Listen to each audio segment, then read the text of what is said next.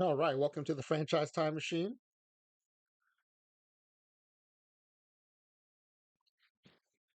Good to be streaming again. Took yesterday off a little unexpectedly after Wednesday was our scheduled day off. So it's good to be back online. And tonight we've got a treat. We've got another game night. And SmileyFaceJane will be playing our Major League Farm Team game. I will put the rules up while I get the pack giveaway form ready to go. We'll do a little bit of this pre-sim housekeeping while we wait for Ezra Denny to finish up his 1960 Giant save.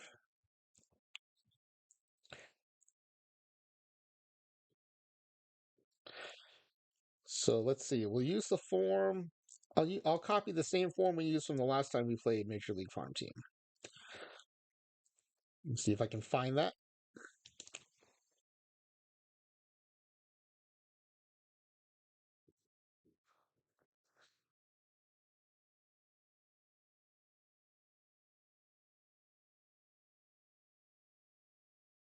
All right, it's from we'll copy the one from episode 182, which is another run at Major League Farm Team. Episode 188. Wow, almost up to episode 200.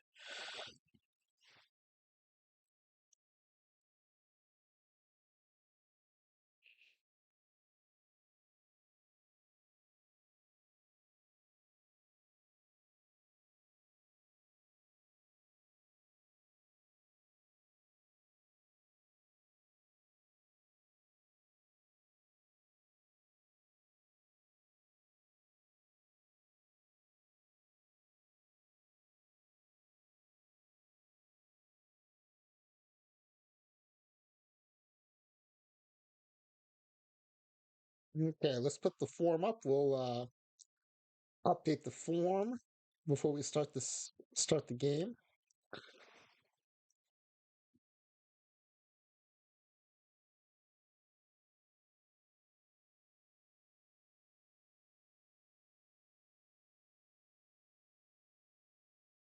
Okay. Hmm.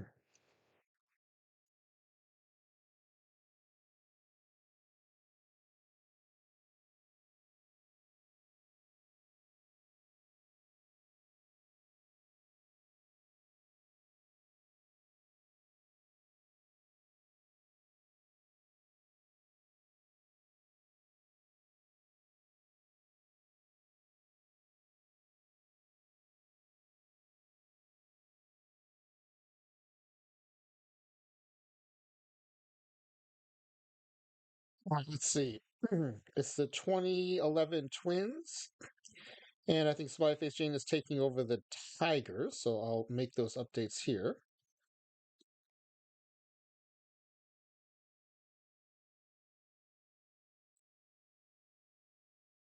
Minnesota Twins. Let me look up their actual stats. We'll do baseball reference for that.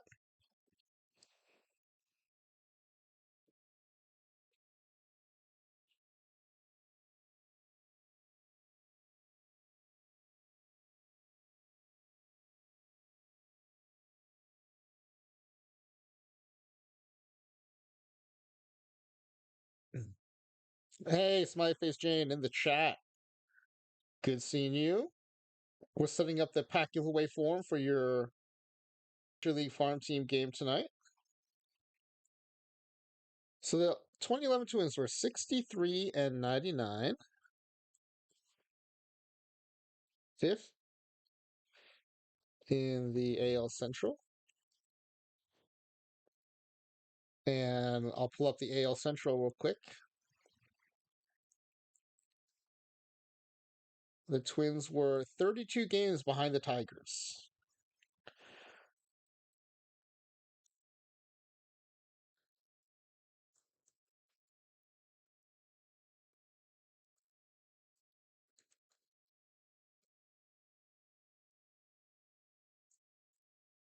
The 95 and 67 Detroit Tigers. There are a lot of fun players in this season, so I'm looking forward to this quite a bit. It's fifth slash last in the AL Central.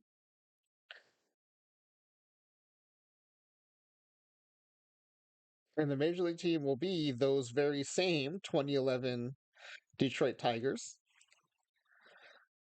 I like this strategic move. Make the lead, make the division leader your farm team.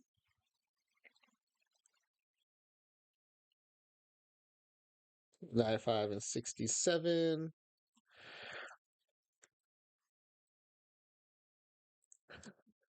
And they lost the ALCS to the Texas Rangers, 4 games to 2.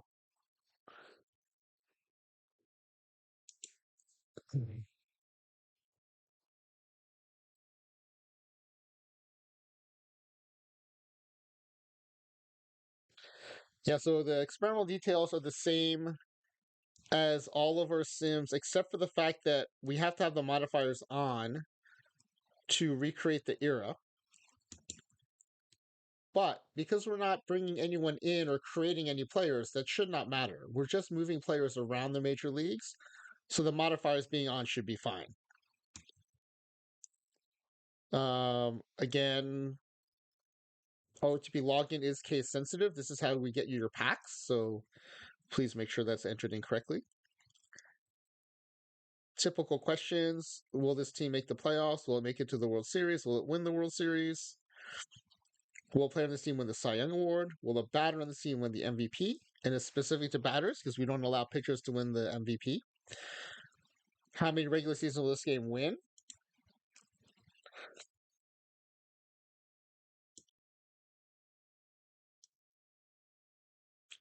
(2011) Twins actual equals 63 wins. SmileyFaceJane breaking the streak of picking 47 win teams, jumping up to a 63 win team. Now let's look up, how did this team do? Who are the team leaders here? I need to get the WAR, the top WAR.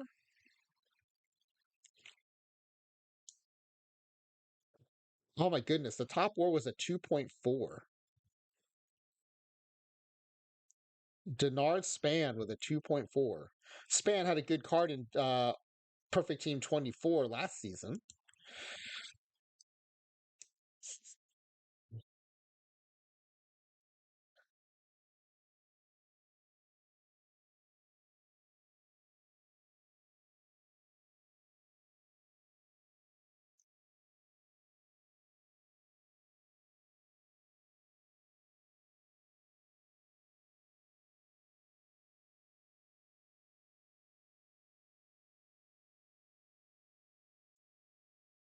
Wow, there are only 6 players of the WAR of 1 or greater. Chris Parmalee with a 1.4 WAR. Wow. All right. Batting average. Who led this team in batting average?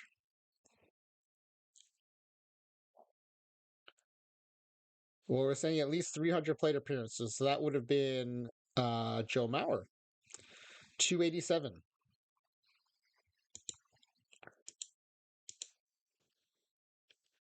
All these stats even worse than the 2018 Orioles. Somehow they won 63 games.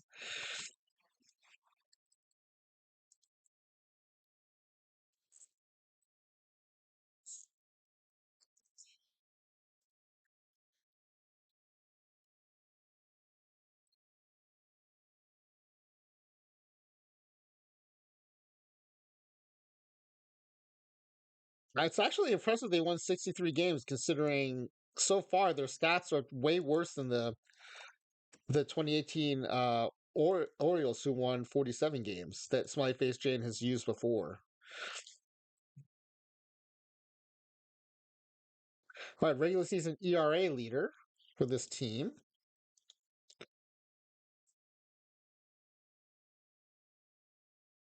We're looking at 100 innings pitched at least. Scott Baker, who has a good card in the games. Good, I think, bronze card.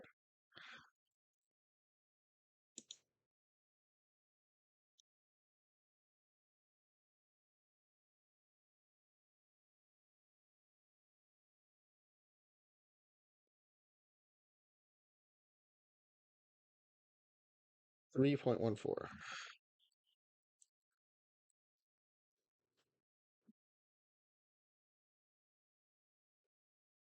And then OPS. Who had the highest OPS on this team? Was it Maurer also? Let's see. With 300. Oh, Jim Tomei with an 827, but he did not hit 300 plate appearances. So it's Michael Kadire.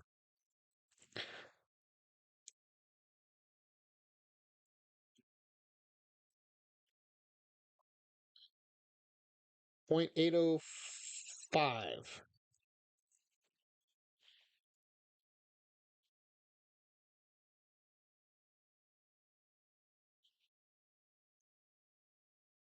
All right. I think that looks good. I think we're good to go.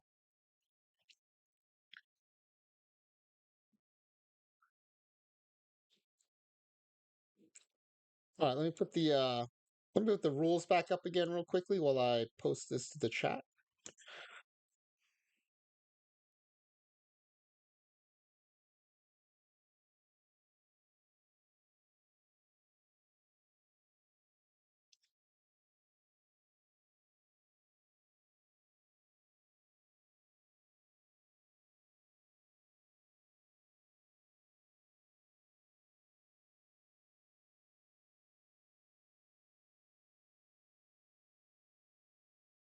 All right, link to form for tonight's 10-pack giveaway.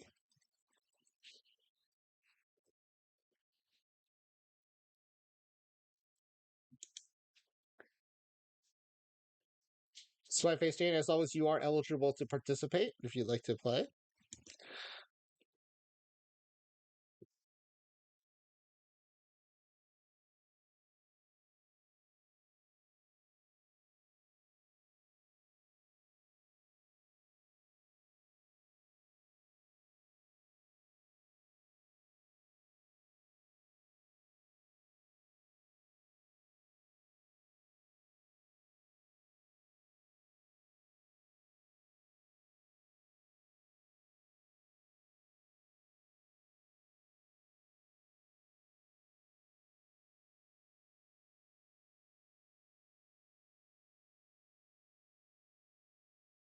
Well, it doesn't make sense to I guess deep dive into the rules yet. Have to we're gonna have to explain them to our raiders shortly. Well, let me get the base game up here.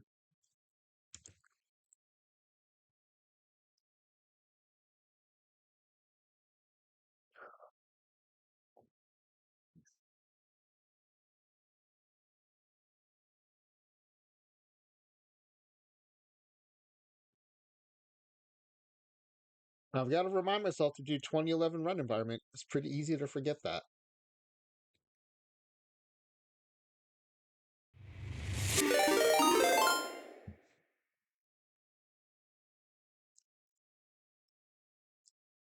Ezra Denny, thank you so much for the raid. I saw Disco Stew. Well, I heard.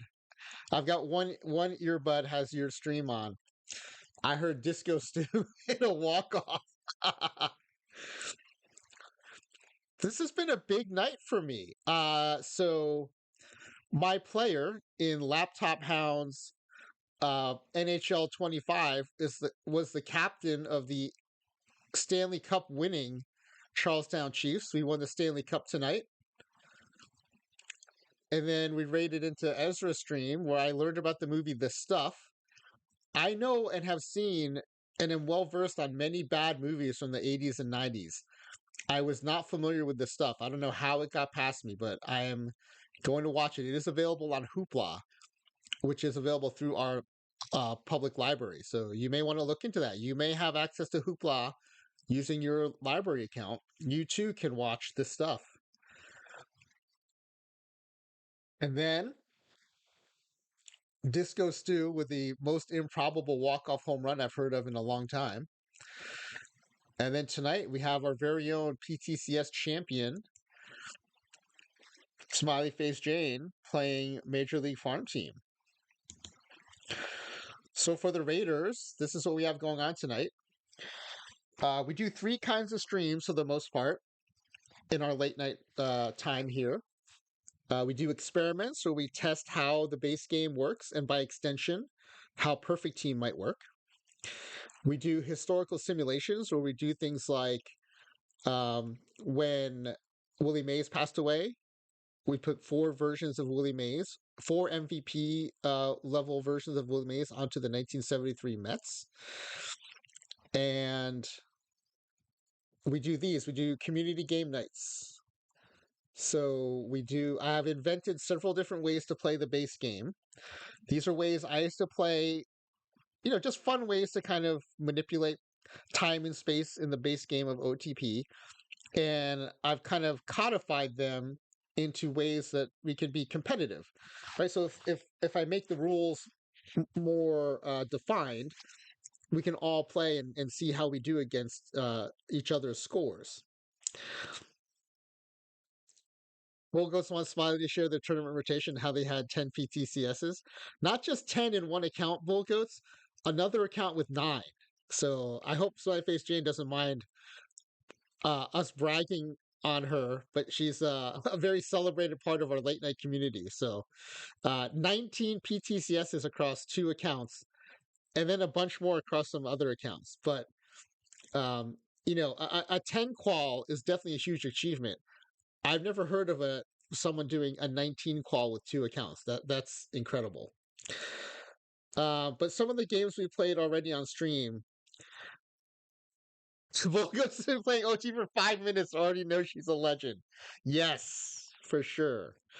And SmileyFaceJane also has several leaderboard positions on some of her games, including Lowball Creator Roster, where you try to build the worst team possible. Jeff the Jar referenced that earlier. And Clay Dog just hopped in. Assume you're all talking about Smiley. Yes, we are. We are. But also, I appreciate that SmileyFaceJane is very willing to be the first one to play many of our community games after I test them out on stream, including being the first one to play Force 4 Trades. That's this one here, where you. These are in order of the number of players you get to add to the team you choose. So Force 4 Trades is whatever team and year you pick, you can choose any 4 teams in that same season and make them trade you whatever player you want from their roster.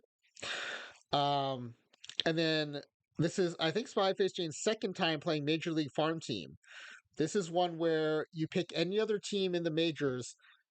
They kind of become your farm team. You can call up 6 players from their roster onto your roster, and you send down 6 players to their roster. This was based on the way my friends and I used to play Stratomatic Baseball, where we would draft 5 teams. You designate 3 of those teams to your major league teams. You strip the other 2 teams for parts, but you can only add 5. I think we change it from year to year, but you can only add 5 or 6 players to each major league team. And it was really fun because it changed the way we drafted, right? You didn't necessarily want the 5 best teams. You wanted 3 really good teams that had a few holes, but then you wanted 2 teams with really good spare parts, but you didn't care about how deep they were. Now, one thing that's gotten pretty common with Force 4 Trades and Peak Performances is being strategic about who you pick from. And, Raiders, there is a form pinned to the chat. We're doing a 10-pack giveaway. And you do not have to be present to win. So go ahead and fill it out and submit it. If you have to take off. If you don't have to take off, though, I recommend hanging around until SmileyFaceJane makes her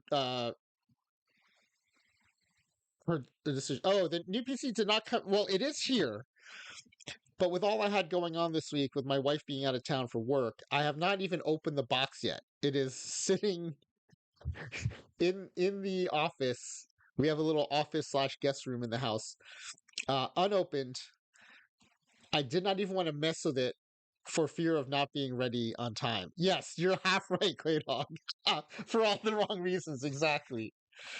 So here's a little peek at the form that you'll see pinned to the chat. The reason I put this up here now is so that you can see SmileyFaceJane has chosen the 2011 Minnesota Twins as her major league team. They went 63-99. finished last in the AL Central, but in a shrewd strategic move, has chosen that year's AL Central champions, the Detroit Tigers, as her farm team. So we're about to open up the base game. We're going to hear from SmileyFaceJane which 6 players she's going to send down to the minors and which ones she's going to call up. Yeah, Clay Dog. I very much appreciate SmileyFaceJane is very flexible in the different kinds of eras and teams that she's willing to pick. I'm very much I stick to my Mets and the Mariners. Occasionally I'll venture out if there's like a player or a team that interests me, but I really think it's cool that SmileyFaceJane will kind of go all over the place. All right, so let's go ahead and fire up the base game. And you can submit your form anytime up to when we start the sim. And I will give everyone a 3-minute warning when that's about to happen. That also gives SmileyFaceJane a chance to submit an entry too. We always let our contestants participate as well. All right, we're going to create a new game. Now, for some of the games I have quick starts, but in general, I always want to show everyone how we set up the game because these are games for the community. Yes, I invite people from the community to play them on the stream. It's just a channel point redemption. But I also want everyone to feel like they can play this on their own too if they want to. And so I will show all the steps on how to set it up. It is a historical game because it's 2011. We cannot do these games in challenge mode because we need to be in commissioner mode. We don't import the history just to kind of keep the file size manageable. And this is going to be a modern era 2011 sim. This is important if you can do a multi-year save, but for our purposes, it doesn't matter. I just leave it on default. We do not import the minors. We have injuries and suspensions turned off. There's no reason anyone would have to dip into their reserve roster or their minor leagues.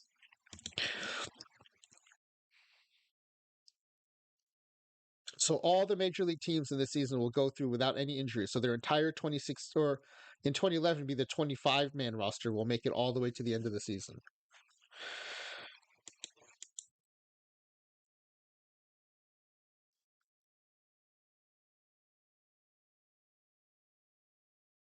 All right, let me get a file open here where I can record the name of the file or the name of the save we're creating.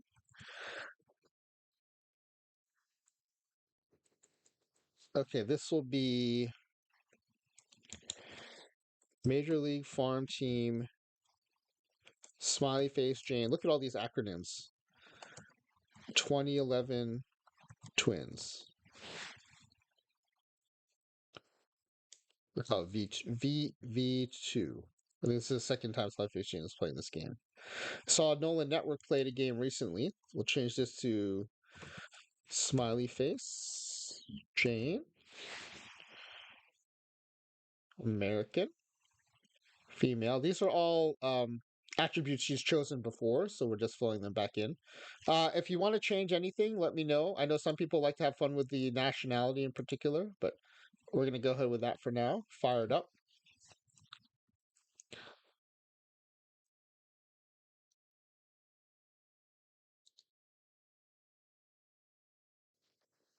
And then, SmileyFaceJane, before we get your picks, I'll go ahead and set up all the settings so that we'll be ready to sim, but also people can see how we do it for these games.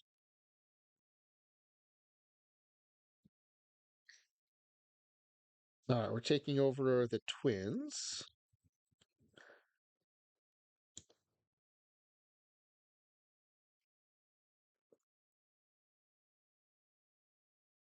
All right. Going to go into the game settings. Scouting is off. That's right. Coaching is going to be off. Now, note owner goals is off, but we will be bothered by the owner. Seems to be a bug. Injuries are off. Suspensions are off. Player development is disabled. As we go through this too, I also do this so people can see just how many things you can customize in the base game for your season.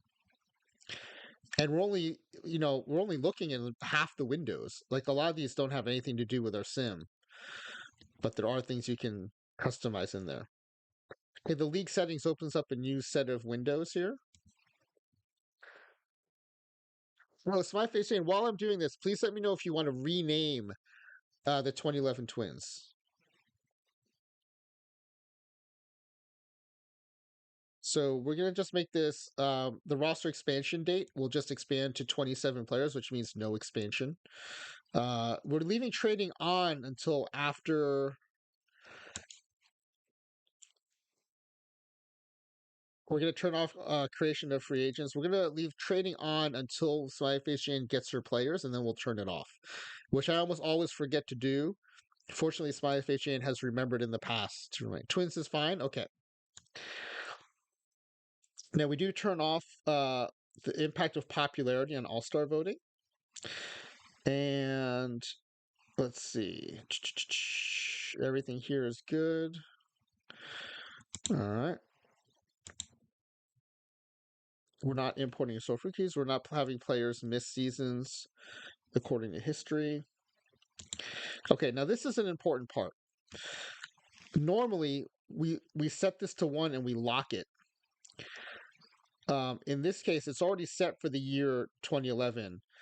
We're going to let it auto calc though. This means if we were to add or remove players, it would adjust these modifiers. And what the modifiers do is they try to keep all the totals the same as they were for the actual 2011 season. So where that really comes into play is if we play one of our games where we import players from history or we create players, it would then nerf your players if they're too good. I mean, it nerfs everybody, but we don't want that to happen. So usually we turn the modifiers off. But for simulations like this, where we're just playing with the 2011 season with 2011 players, we're just shuffling them around. It's fine to leave the modifiers on. In fact, it's preferred to leave the modifiers on because that's what will make it feel like 2011. Okay, and while we're editing stuff, I'm just going to finish setting up the mailbox. This will help us get um, some information that we'll need during and at the end of the sim. And we'll change this to make sure we're not interrupted or we're interrupted as little as possible. All right. So you're ready to go. Let's take a look at the original Twins roster as it is. This is what SmileyFaceJane has to work with. Top rated player. It's always a bad sign when your top rated player and your highest potential player is a relief pitcher. 28-year-old Glenn Perkins is your top player and your top prospect. Now you can see though, he does have the shape that's preferred in OOTP 25, which is a high home run suppression, higher control, lower PBABIP. Really good stuff. Let's see what he actually did in 2011. In 2011, he went 4-4 with 2 saves, 2.48 ERA, 1.23 WHIP, 1.6 WAR. Now, 1.6 WAR. Remember, this team's high was like a 2 point something. Yeah, I noticed Tomei was the second best player on this team. He's 40 years old, still a 3.5 star player though. I mean, 3.5 stars at 40 years old. That's pretty impressive. 60 PBABIP, 60 power, 70 I. Now, I know this is something we talk about a lot with Perfect Team, and Sporer talks about this a lot too. I is one of those things that, it seems less susceptible to slumping or bad luck. It also tends to be more durable over time, right? Like you can lose a lot of your power, you might lose some of your BABIP, but the eye tends to be fairly resilient over time. Yeah, Claydog wondering how many 40-year-olds in OT have better than 3.5 stars. Actually, that would be a fun sim to do. Maybe we'll bring together all the best 40-plus-year-old seasons. Like Nolan Ryan and Randy Johnson are auto adds to that team, I think. I think this Tomei probably will make the team. But yeah, let's do that sometime. Maybe over the holidays when things are a bit slower. We'll do the old timers. I love it. That's great, Claydog. I mean, those Randy Johnson, Nolan Ryan years are legit like Cy Young candidate quality years too. So it's not like we're getting them, on the down. I mean, it is on the downswing, but they're still elite. And this Tome is still. I mean, I wouldn't even say solid. This is like a very good profile still. Let's see what he actually ended up doing in 20. So we're looking at this at the beginning of 2011, right? So in 2011, he had a split season. So he played with the Twins and the Guardians. At the time, it would have been the Indians. But he had a 256 with an 838 OPS. That's legit. I mean, it's far down from his peak of the 1,000 plus OPSs, but I mean, if I told you can have a third baseman with 838 OPS, I think you'd take that every time. 58 home runs and about half duty, right? So that's around a 30 home run pace. 50 RBI, very productive. 50 RBIs, 40 walks. Yeah, this is a legit good season. So yeah, you've got Scott Baker here, who has a good, I think, bronze card right now. You got Michael Kadire, who did lead this team in WAR. Oh, that's a great idea, Jeff. To have sub 20-year-old players. That's awesome.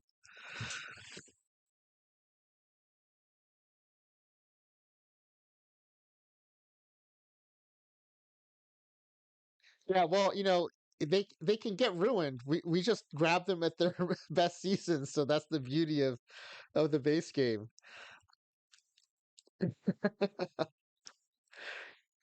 Denard Span, Joe Mauer. Um, this is a 3-star year for Joe Mauer.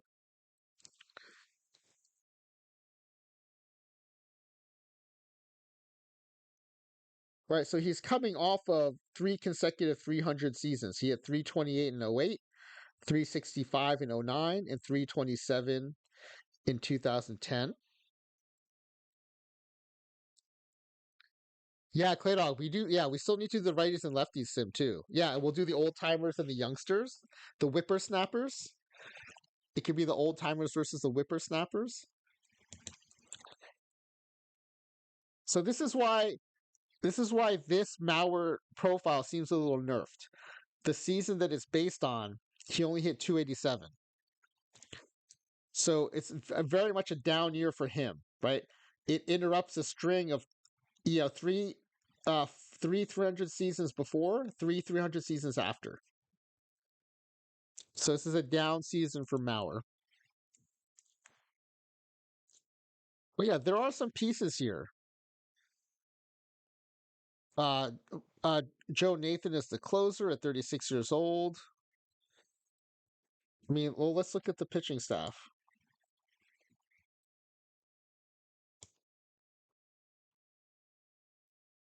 There's your 4-star Glenn Perkins, Scott Baker 3-star. Your whole pitching staff is 2 stars, mostly 2 stars. Right, you've got Control God Kevin Slowey. I believe he has a card in the game. Francisco Liriano, Carl Pavano in the pen. So there are names and profiles we recognize, but 63 wins. Not a great team, but let's have SmileyFaceJane start to make some improvements. Oh, let's also look at the Tigers.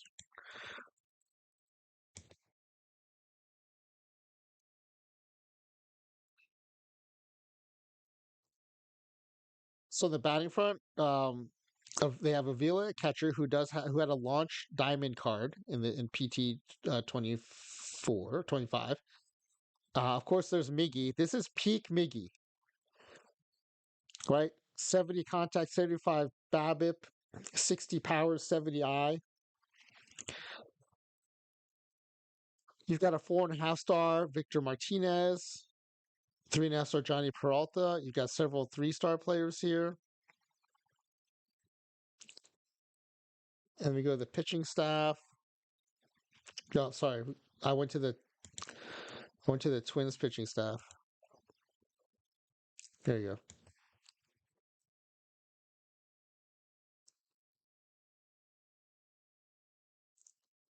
go. Again, their best pitcher, 5 stars, is in the bullpen. Al Albuquerque, 95 stuff. The scale goes 20 to 80, 95 stuff. Of course, it comes with 30 control.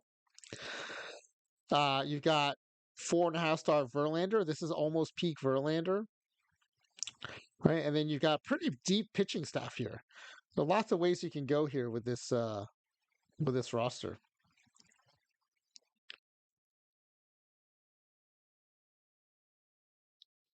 Also, Mariners legend Charlie Furbush on this roster. All right, so SmileyFaceJane, let's turn it over to you. Here are your twins.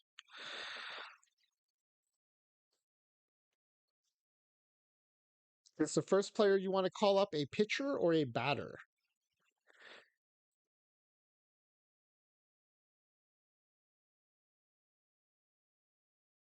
And also, if you want to mention in chat kind of what you think of as the big needs for the Twins that you want to fill. All right, we're going pitcher first.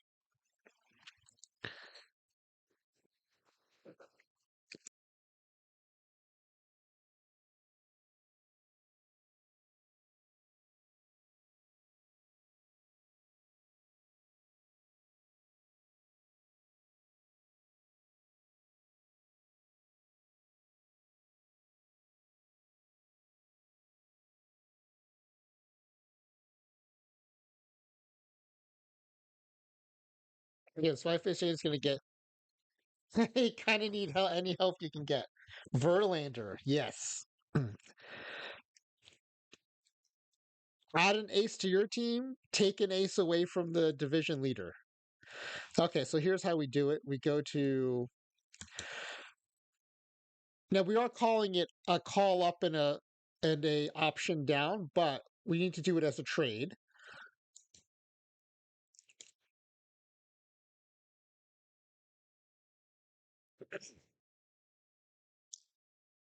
So yes, we are interested in calling up. We're going to be calling up Justin Verlander.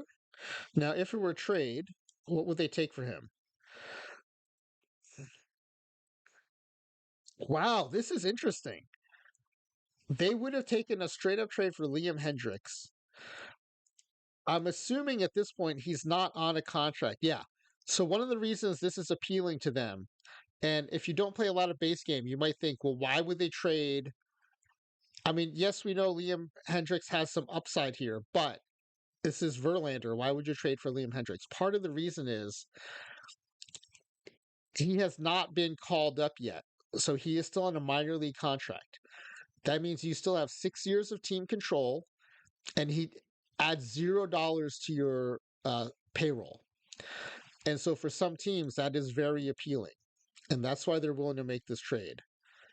But we're not going to do that. We're going to ask SmileyFaceJane, who do you want to send down to bring up Justin Verlander?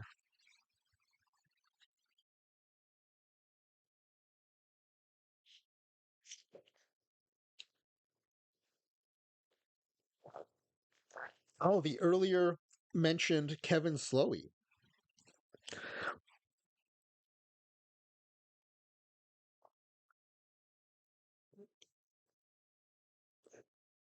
Not happening. Sorry. This would be a major win for us. They would still like Liam Hendricks. All right. This is where, if you're new to the base game, you can just click this button, force this trade when you're in commissioner mode, and the trade just happens. All right. Who is your second player to acquire or to call up? Smiley face.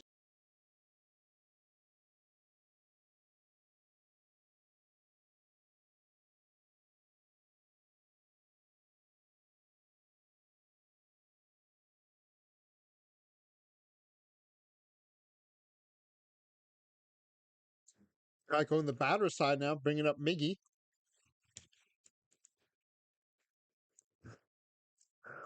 Yeah, they love Liam Hendricks. They would have given up Miggy for Liam Hendricks too. All right, who are we sending down for Miggy?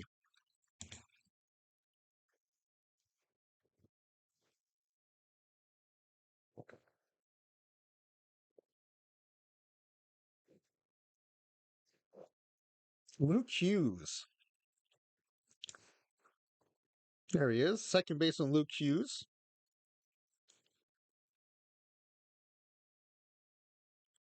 They still want Liam Hendricks. The reason I keep checking this is sometimes if you add other players, they will add other players they'll be willing to take. But so far, they're just enamored of Liam Hughes. Or, sorry, of Liam Hendricks. All right, Luke Hughes going down. Miggy Cabrera coming up. All right, who's next, my face Jane? This will be transaction number 3.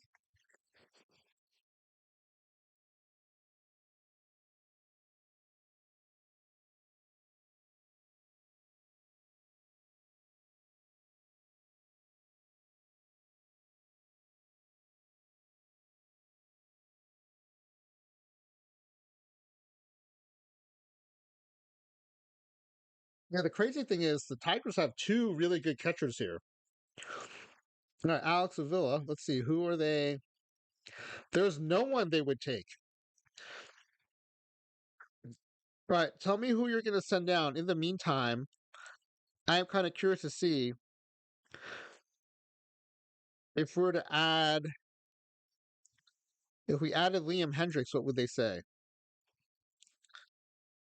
Wow. They, you know what? Oh, you thought, wow, yeah, that would be, it would be surprising on the surface, but when you dig down, not that bad of an idea.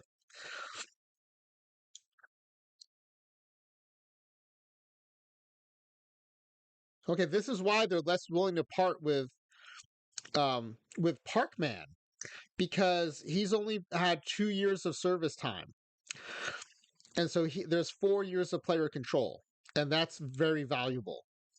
That's why they're willing to give up Verlander and Miggy for Liam Hendricks, but not Alex Avila.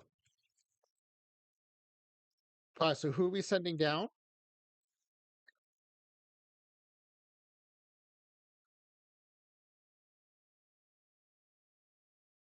Rene Rivera. Yep, backup catcher. Yep, still nothing. All right, halfway through your transactions. Who else are we calling up?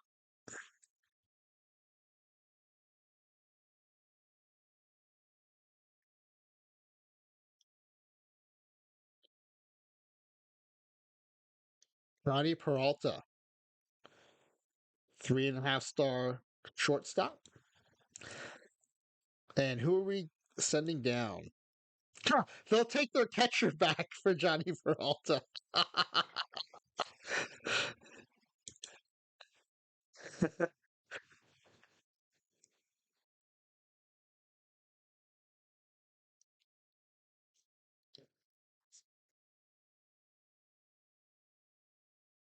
Tsuyoshi Nishioka. There he is.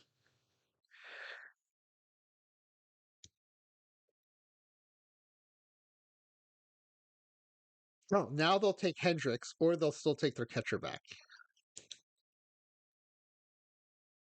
All right, that's four transactions down. You still have 2 more call-ups.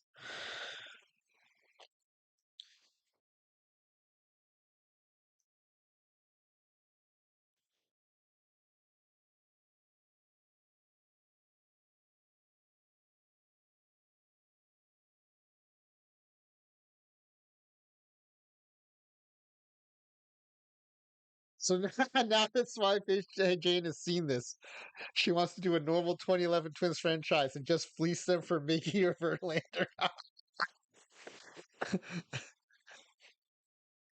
It is funny, like every once in a while you'll find like a lever like that where like a team is just willing to give away a lot of value for nothing. Or you'll find that like some teams will give almost anything for some prospect you have that you know isn't going to pan out. It is nice when that happens. All right, Albuquerque.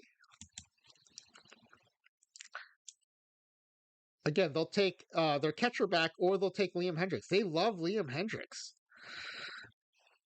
All right, and then who are we sending down?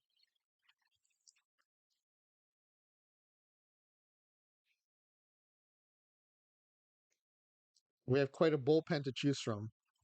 Jose Mijares.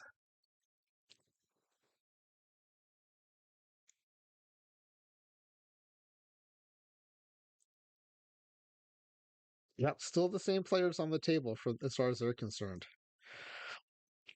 All right. Are we? Is this our last move?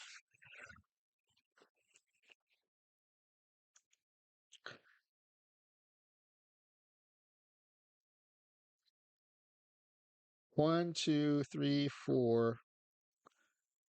Wait, one, two, three, four. Is that only four moves? Wow, you still have two more to go. Awesome. Yeah, no, so I'm saying I agree. I appreciate that you're doing it that way. You're sending back like similar positions.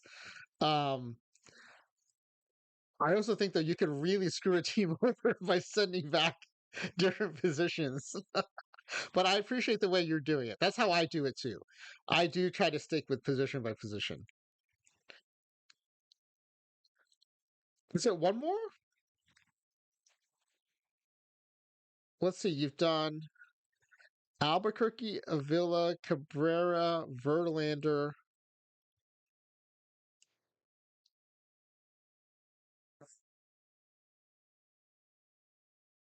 Oh, Peralta. You're right. Peralta. You're right. One more left. One more left.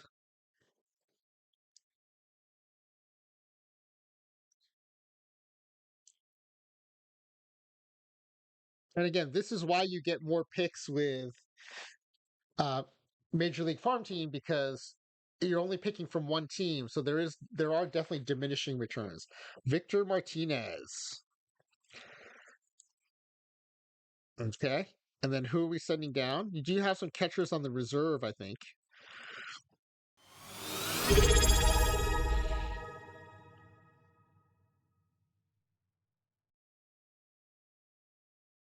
Hayakalov. Kaki Santa, thank you for the subscription. Appreciate the support for the channel. And so for those of you who are new, as a subscriber, Kaki Santa will get channel points faster. That's just a Twitch thing. But I've also created a discounted point redemption for playing games so that subscribers can play more games more frequently. It's just my way of thanking you for supporting the stream. So thank you very much, Kayak Santa. Appreciate it. Oh, sending more no. Wow. Interesting move. Yeah, that would make me sad. I like Justin Morneau. They would take either players back or Liam Hendricks still, even with Justin Morneau thrown in. Wow.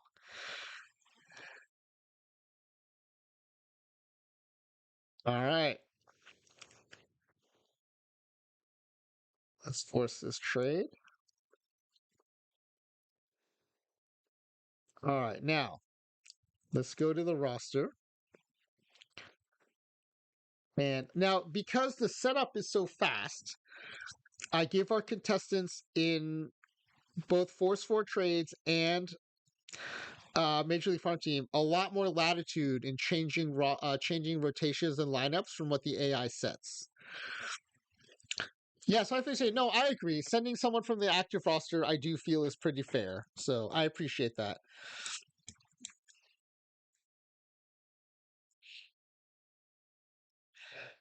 All right, so because you can set whatever you want, why don't we just go down the row here, down the column here? So we'll start with strategy. Do you know what strategy you want to run?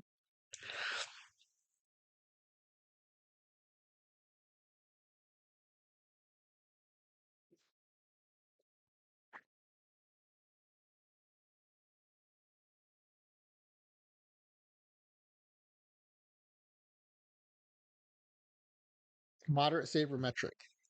Kaiki said, no, Kaiki said, I know. It's very tempting to just send scrubs from the reserve roster.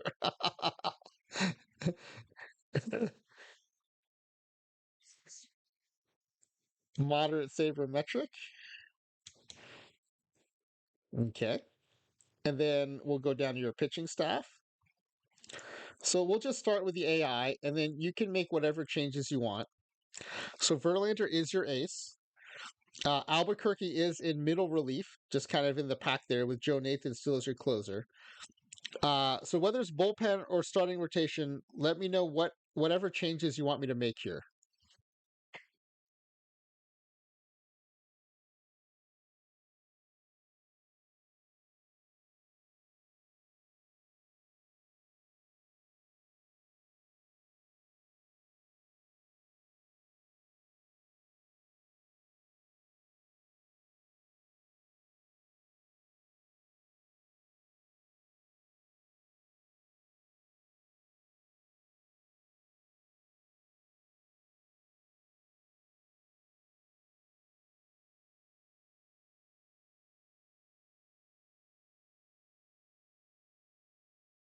Okay, I've changed the rotation according to that. Now, do you want to change your rotation mode at all?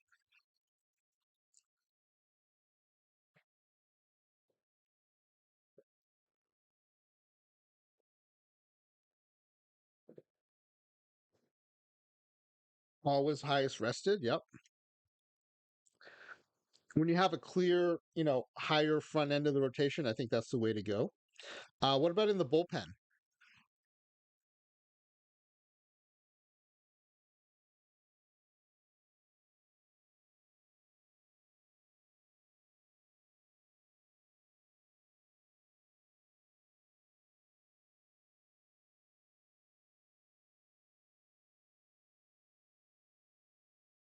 Hey, no problem. Funny thing is, when I first started playing OTP, I thought this said always start. When it said always start highest rested, I thought it meant always start the pitcher that has the most rest. And I was like, I don't want it starting my fifth starter all the time. Why would anyone pick this? And then the more I played, I realized, oh, this is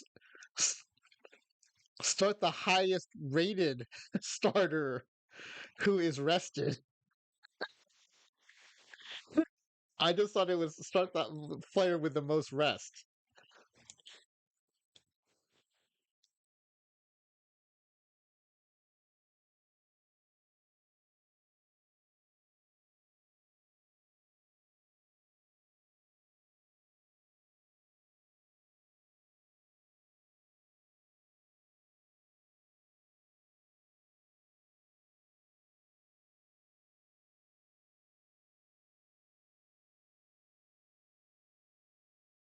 Okay, all middle relief. Okay. And the normal usage except Pavano use less often. No problem.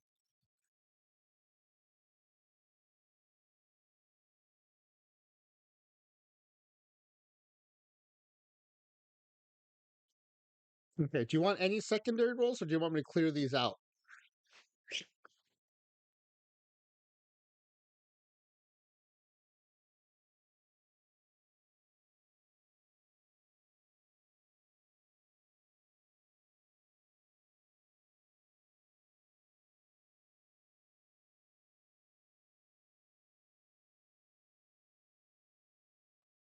Pavano mop up is only secondary. Man, I'm starting to feel a little bad for Carl Pavano.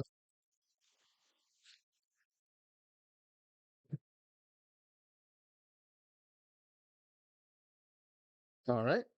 We're good there. Let's go to the lineups. We'll start with the AI.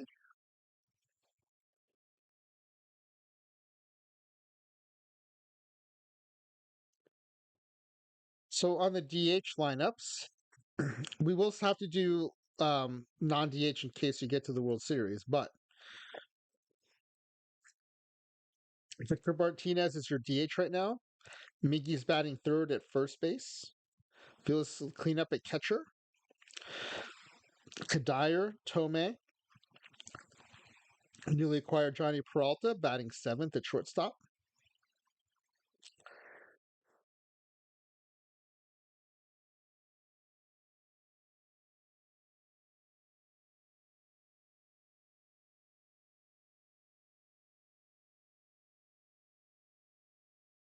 Oh, okay. Hold on. I'm going back to do your Pavano long relief change. Let me go do that. Long relief, avoid high leverage. Okay.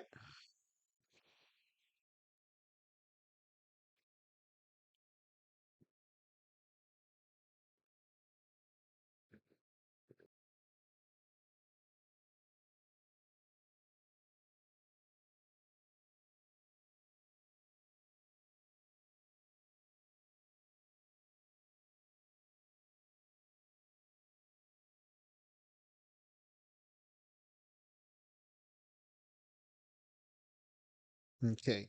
Kubel instead of Delmon Young.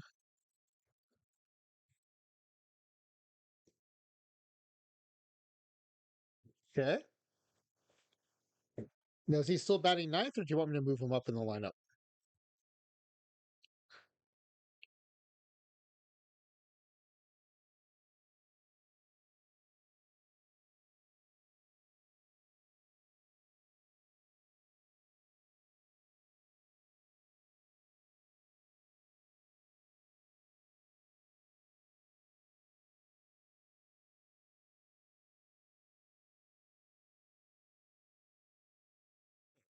Oh, leading off the catcher. Nice. Barrera's second. This is a very modern, put your best hitter number two, kind of like I think the Yankees have done that with Judge. The Angels, I think, used to do that with Otani. Martinez batting third. Yep. Tomei batting cleanup. Google batting fifth. Dyer batting sixth. Peralta batting seventh. He stays put. Span and Casilla. Okay. Yeah, we're good VR with DH.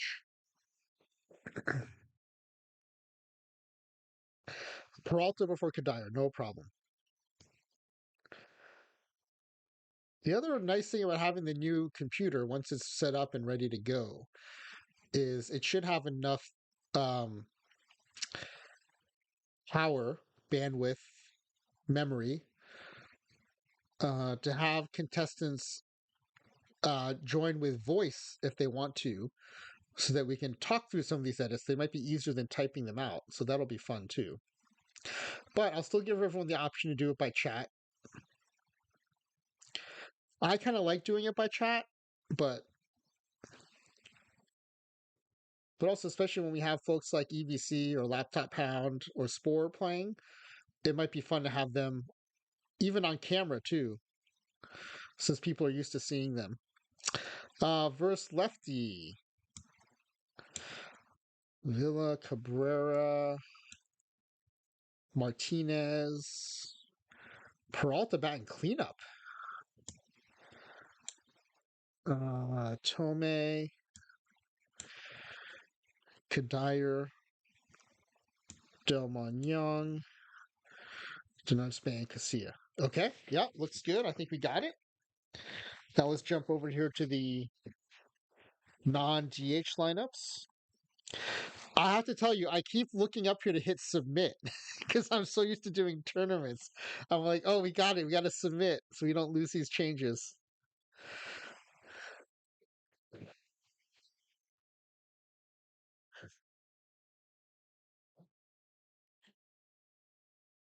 I mean, you tell me which you want to do non DH first, VR or VL. Either one's fine.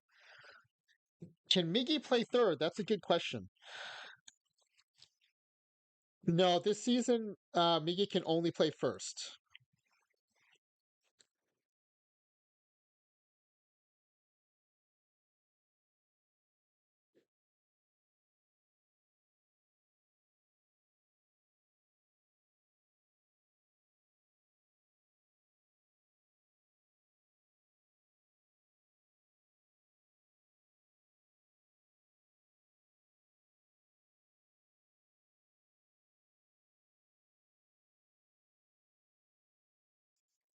All right, VR. Kubel for Delmon Young again. Yep.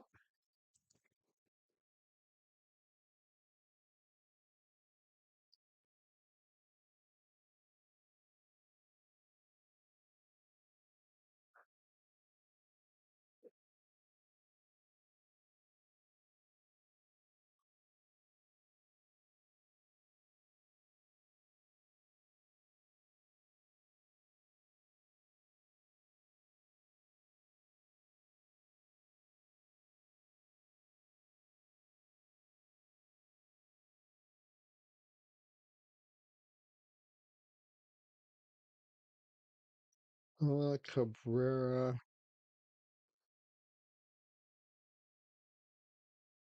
Tome, Kubel, Peralta, Kadir, Span, pitcher, then Casilla. Okay. Oops. Okay. And then VL.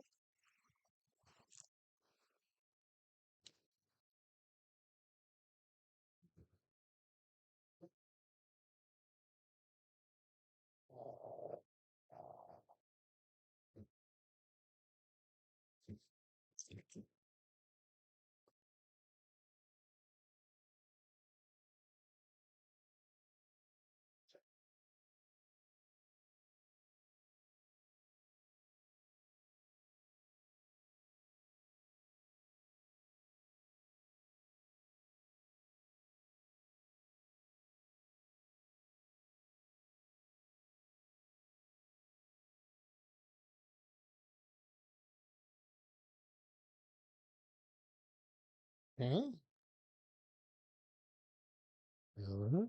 Cabrera, Peralta, Kadir, Tome, Young, Span, pitcher. Okay. Let's just hit submit and send that in. All right. I think we're good to go.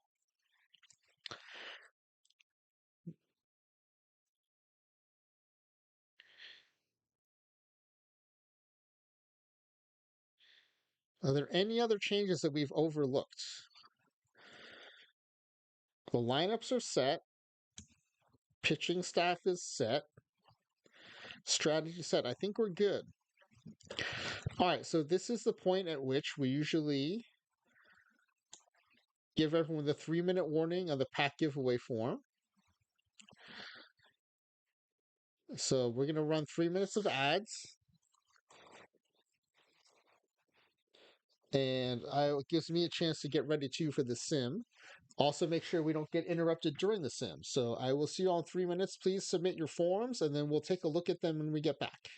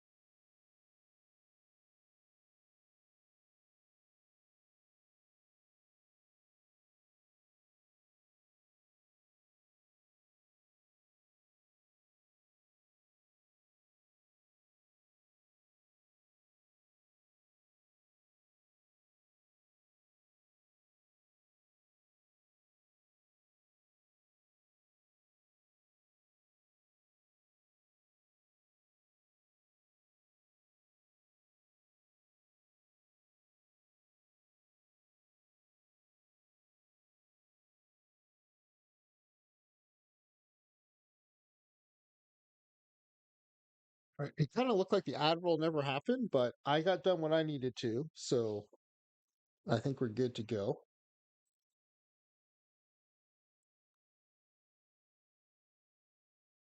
All right.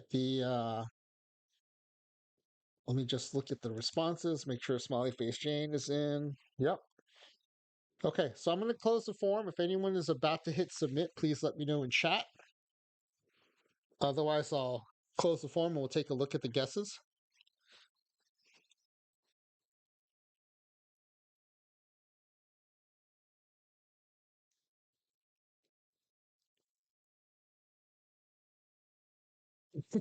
Play can tell us when the ads are going.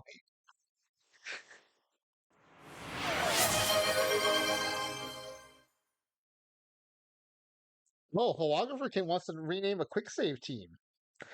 Okay, we'll have to save that for when the quick save is running, which I think will be. Oh, you misclicked. Okay, hold on. I can read. I know how to do this. Hold on. I can redeem. I can give that back to you. Hold on. It might take me a second.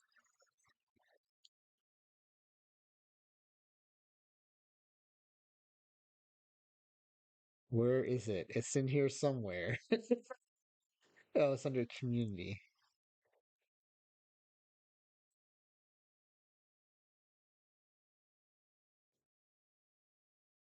No.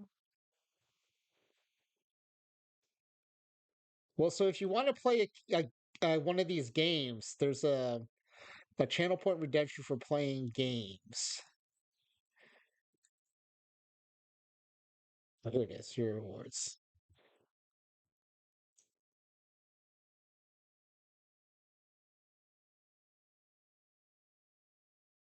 Uh, hold on.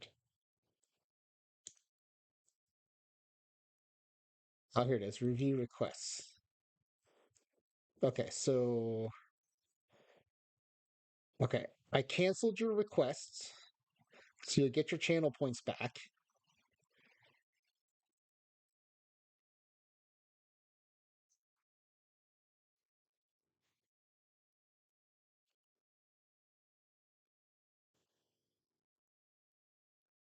Okay, so you should holographer, you should have your channel points back. Great, I'll make you all.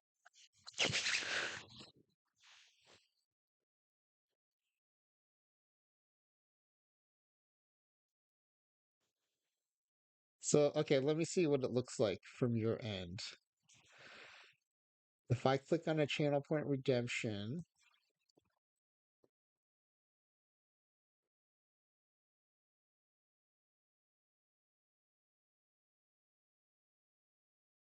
rename an experimental, submit roster and sim, select an experiment. Oh, you know what it is? It just says play Force 4 trades game. I should just change that to say play any game, game night game.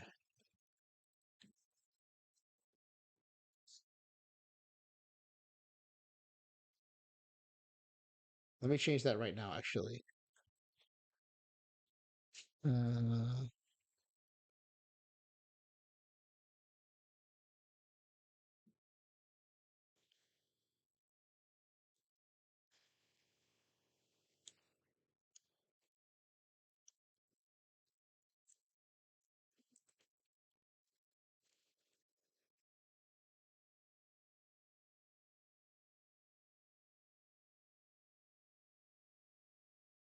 choose any game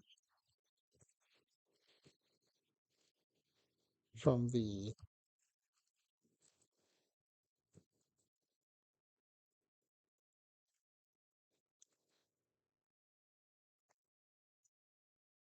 including Force 4 trades,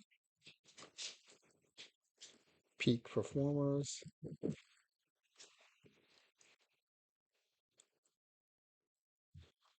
Major League Farm Team,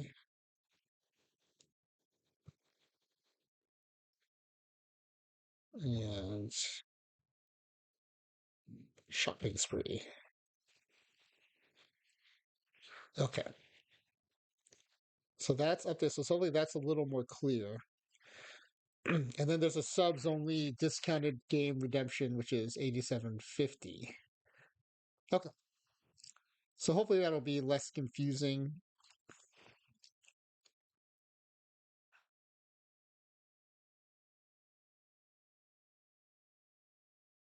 All right, but in the meantime, let me go ahead and close this form.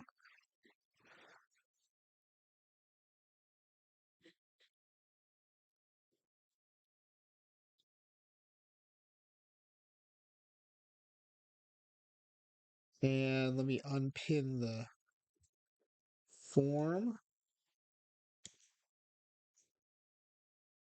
Okay. And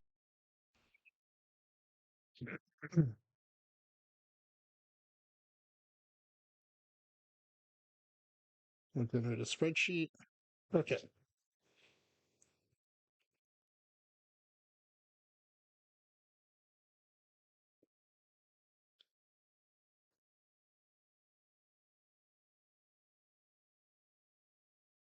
Yeah, this should be.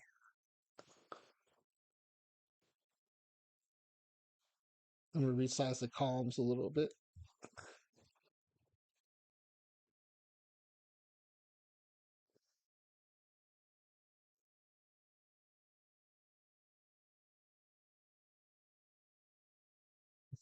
Clay Dog doesn't think Smiley would pick the Twins to make the World Series. We'll have to see. Okay. Will this team make it to the playoffs? Everybody thinks they will make it to the playoffs. Only two people think this team will make the World Series. Interesting. But both of those people think this team will win the World Series. Four out of five think a player on this team will win the Cy Young Award. I'm assuming that those are looking at Verlander. And a different four out of five thinks a batter on this team will win the MVP. Interesting. SmileyFaceJane did, but didn't think about the fact that the Yankees exist.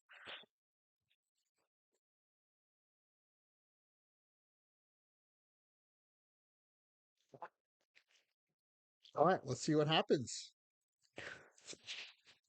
One of the things that we started doing, which I really enjoy, is we look at the preseason predictions. So to do that, first let me save this so nothing, just in case something goes wrong here.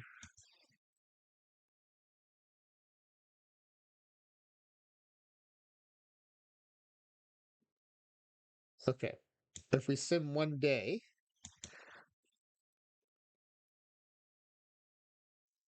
you'll see here it'll show uh,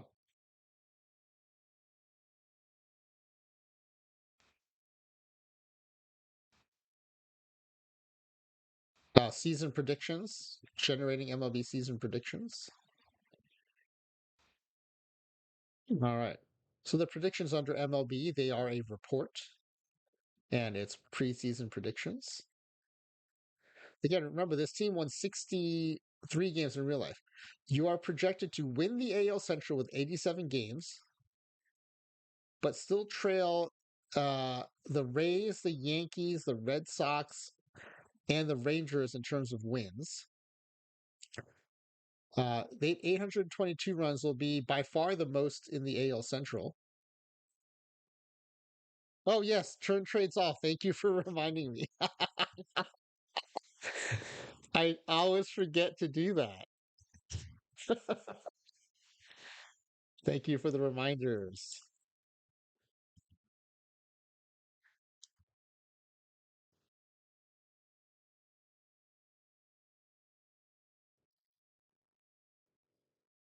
Where is that?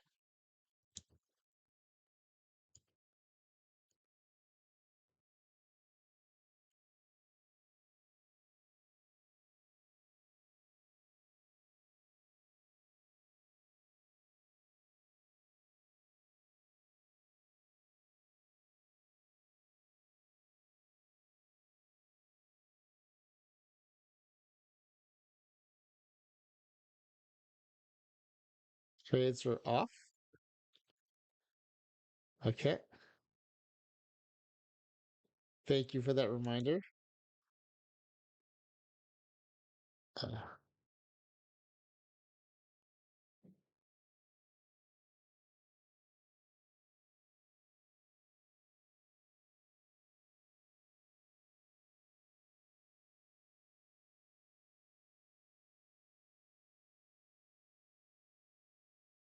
all right, back to the projections here.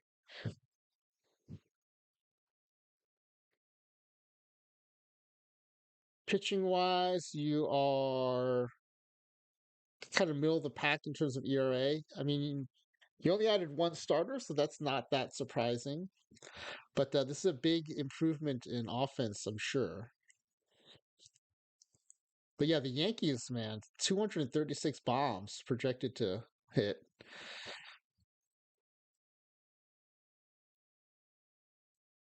The Rays, 108 wins. Who's on this Rays team?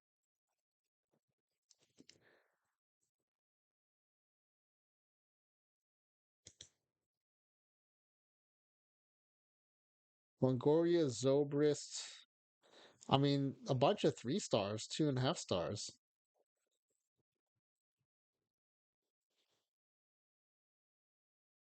Price and Shields at the top of the rotation. Yeah, I mean, I guess this is kind of like 86 Metsish, where they just don't have a lot of holes in their team. And that team won 106 games, I think.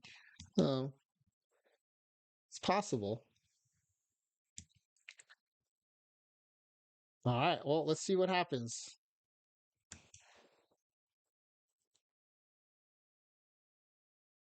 All right, we'll keep an eye out here on the far left column. This will be if any of SmileyFaceJane's twins are in the top 3 in you usually only see the offensive categories, but whenever we break for a month or for the All-Star break, we'll scroll down to see how we're doing for defensive categories.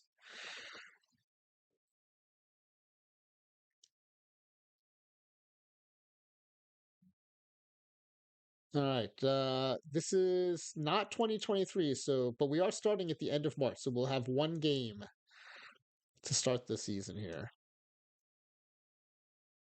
And we had a day off, so nothing happened.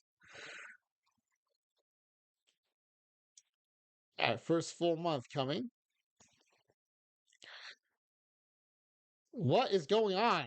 An 0-10 start. What what is happening? There was an 0-10 start to the season. I'm pretty sure I saw an 0-10 start here. One, two, yeah, 7, 8, 9, 10 games in a row. Wow.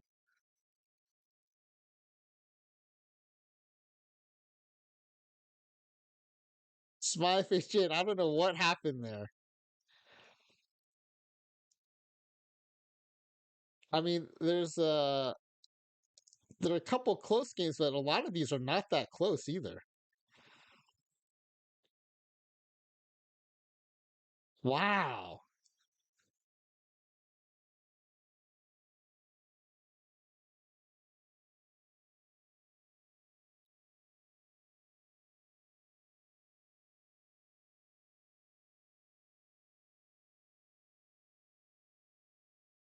Huh. Now the impressive thing though is you did split with the 108 win projected Rays.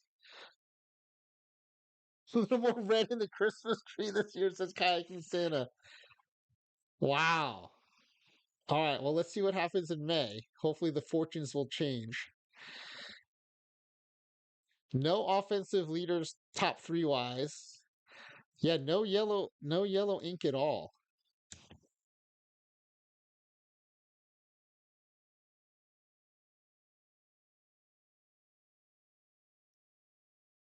All right, things are turning around, climbing up the standings there. 8 consecutive hits by Peralta, 9 consecutive on base by Peralta. 8 game extra base hit streak by Miggy. And player of the week, Victor Martinez. Clay Dog already regretting picking them to make the playoffs. Well, no, they've recovered. They're 25-30 now, second in this division. The nerfing of the Detroit Tigers seems to have worked. They're at 24-33.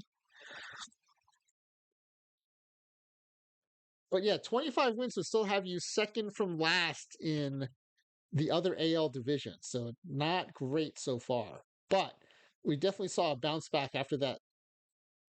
You take away those 10 losses, you're 25-20. So we're recovering from that 10 loss streak.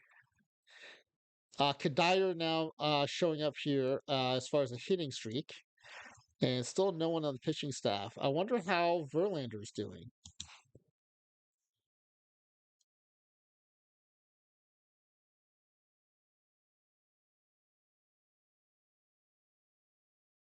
Verlander is 3-6 with a 5.68. What happened to Verlander?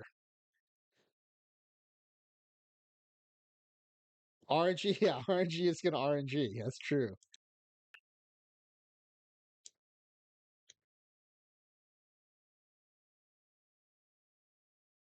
He still looks good. Random player change is not an option because player development is turned off. I think. Let's make sure.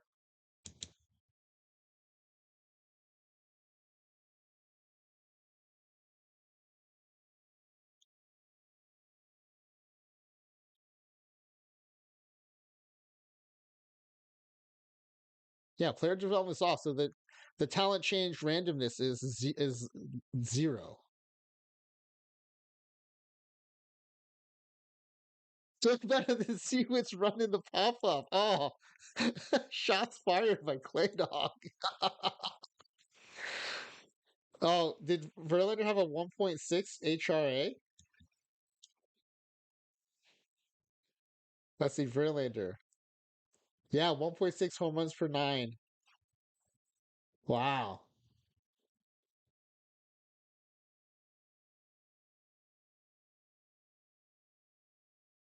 Your lowest starter ERA is 3.88. Oops.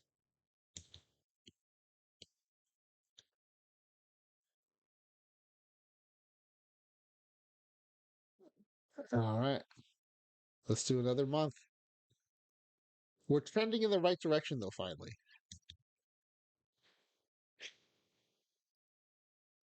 Oh, this is the owner interrupting us when we specifically made sure that box is unchecked. This is, I believe, a bug in the game. I actually have not reported it since it's so close to the end of the cycle. But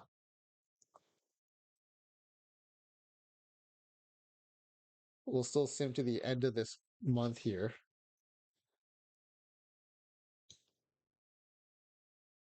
Hold on, where are we here?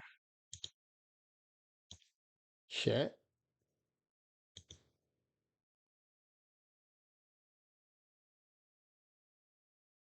All right. So we still have to go to the end of June.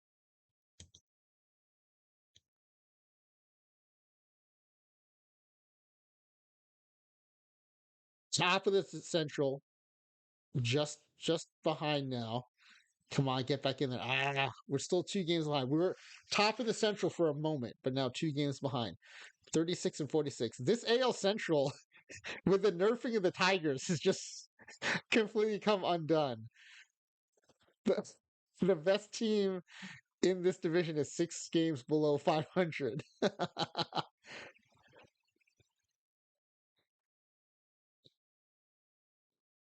That's funny. Still no leaders here. What is happening with Verlander?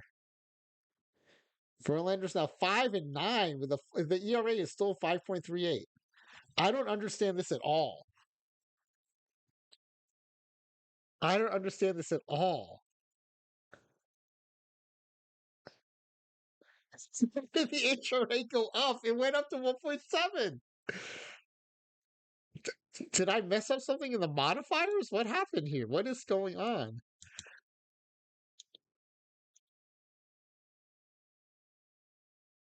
No, we left the modifiers on. Ah, this is odd. I mean, it's got to be RNG, right?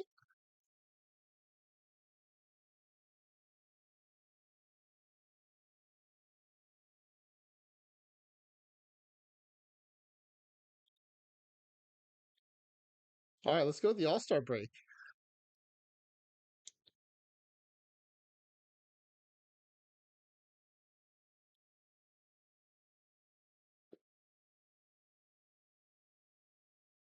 Jim Thome hit career home run number 600.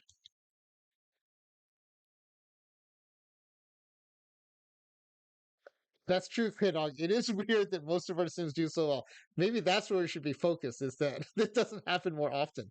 Okay, the Twins are now in fourth place, 36 and 55. Another 10-game losing streak. What is happening? Another 10-game losing streak. What? Okay, let's sim one more day so we get to the All-Star break. Okay, we did end the losing streak. Verlander is now 5 and 11, still with a 1.7 HRA, tied with Francisco Liriano.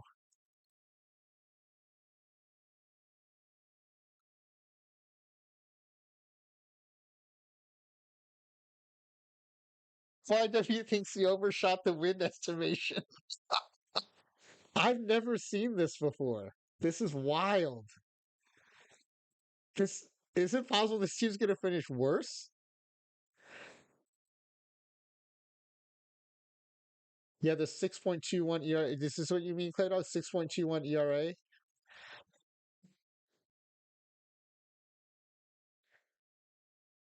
Oh, you mean there's only six pitchers in the pen? Yeah, there's only six pitchers. Yeah, SmileyFaceJane just made one for one transactions. So they must have had 11 to start with.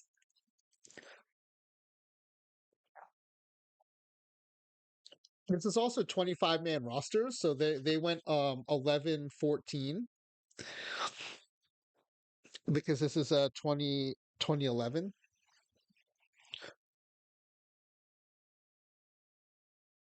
which I don't think was unusual even as recently as 2011.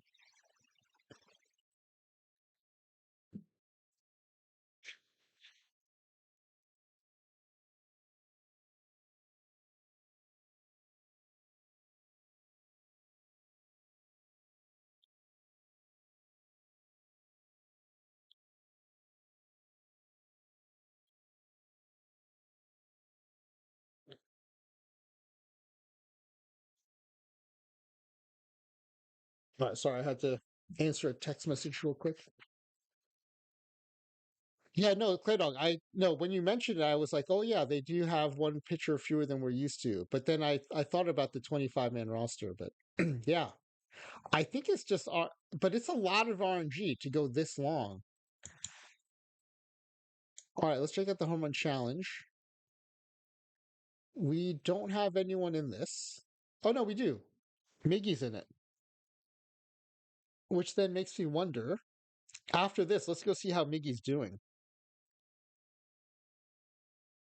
He's got 23 home runs. We know that. Who's the leader here? Bautista's got 29. Longoria's got 29. And Matt Kemp has 29. Matt Kemp of the Dodgers. Matt Kemp beats Miggy 9-8. Beltre, Longoria, and Holiday all advance. Holiday and Matt Kemp, the battle of the Mats. Matt versus Matt in the final. And Matt Kemp wins it. Wow. Interesting. I do want to see how Miggy's doing since he was in the All-Star, the home run contest. All right, Miggy's got 23 home runs, hitting 316, a 1013 OPS. Villa's got 829 OPS, 13 home runs. Victor Martinez hitting 302.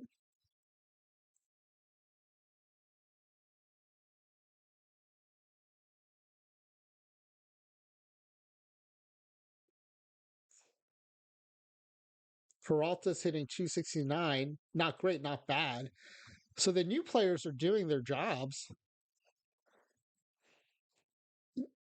Yeah, Victor has only hit 4 home runs. Yes. I love Matt Kemp as a toolsy player. Yeah. He always seemed like the kind of player that like you just kept expecting to do more. I don't know if you felt that way, but maybe because he was so toolsy, it was always just like when's he really going to go off? Um, yeah, I don't understand what's happening here.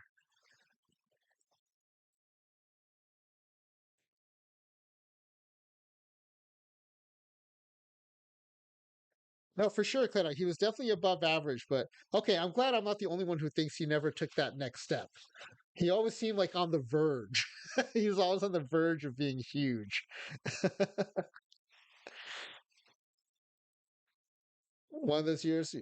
Well, we can look him up because I'm sure he'll be in the All Star voting. Let's take a look, see where we are for the All Star votes. SmileyFaceJane said he had an 8 WAR in 2011. Okay. All right. Let's see. All right. Number three in catcher votes. Leading in first base votes with almost 4 million is Miggy.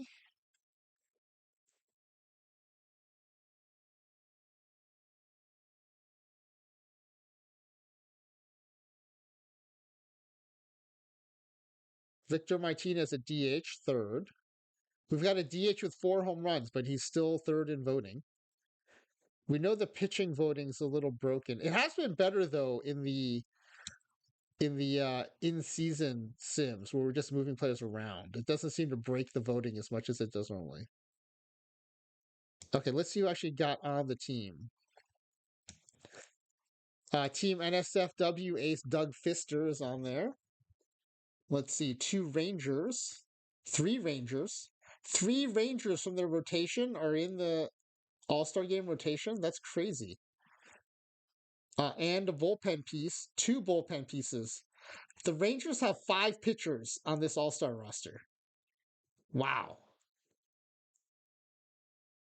Okay, so we had no pitchers. We have a catcher, a first baseman.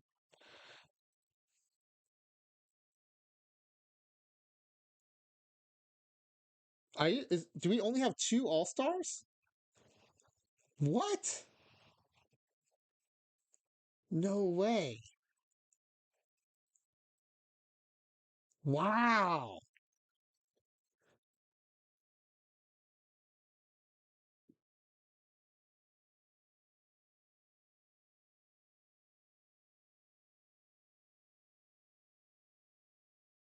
Okay. Oh yeah. While we're here, I wanted to look at this and look at Kemp's season. Oh, Kemp's got 29 home. Oh, 80 RBI and hitting 328 at the break.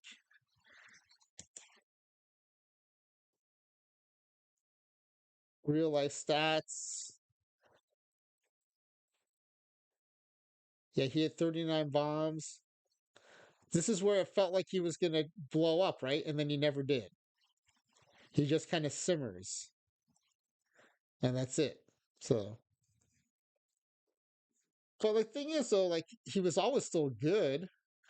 The stolen bases dry up after this season, though. So, I mean, Clay Dog, for your keeper leagues, this probably hurt you, right? Because the stolen base production just dropped off. He's still giving you 20 home runs, but without any steals.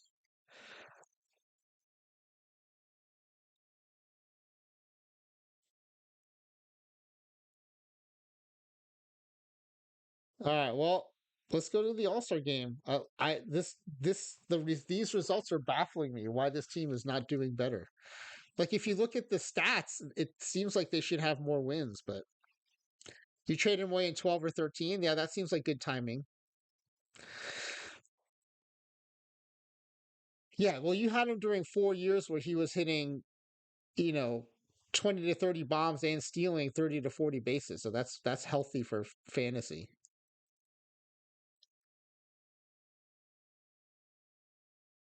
All right, let's finish today. Wait, hold on. Yeah, let's finish today.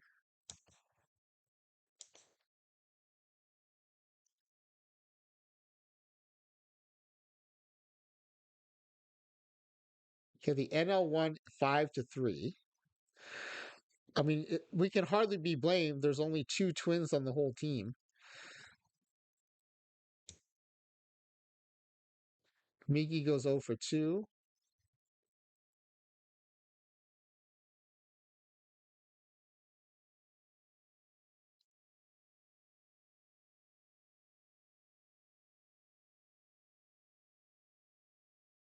Okay, we have no pitchers in here. Yeah, Clay Dog. I agree. Once I started playing OTV, I had no interest in fantasy because I'm like, I could do a million sims in a week instead of just waiting to see how my team does.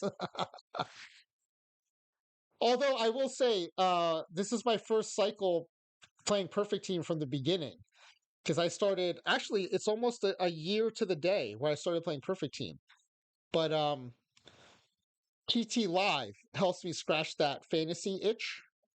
So I get a little feel of fantasy playing PT Live, and then the rest is, is just super fun simming. So, but yeah, I really enjoyed having getting to play PT Live this season. That was a lot of fun. It was stressful because I don't know if you know this. A lot of the times you hated PT Live. A lot of times the West Coast cutoff is like 7 or 8 a.m. And that's when I'm having to get the girls ready to go to school. So yeah, so I'm trying to finish my lives, and I don't want to do it the night before because I don't know what the weather's going to be like and stuff. But um, that part was stressful. But I really like seeing all the results each day, and I also like that it made the live cards so relevant. Because having joined PT24 this time of year, where the live cards are all dead because the season's over, it was super fun playing in a time where like live cards really mattered because you could help you win in PT Live. Like I would get a perfect card and it'd be like live bets or live Otani, which in PT24 you'd be like so disappointed. But I was like, oh yeah, because I get to put him in my lineups.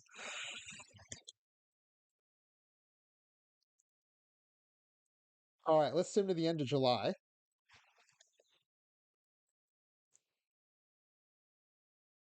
Oh, climbing back up. This is a crazy season. Battle of the month. Let's see what Miggy did this month.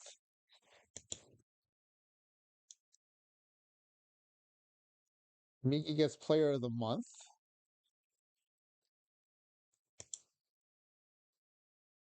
He had 404 with 6 home runs, 18 RBI, and 28 runs scored.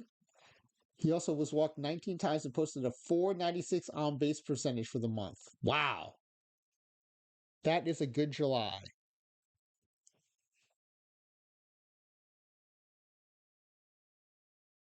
And from a standings perspective, we went from fourth to second now, just 3.5 games out of first place. Still in the worst division in baseball. We still have no one in the league leaders here, offense or defense. All right, let's sim the month of August.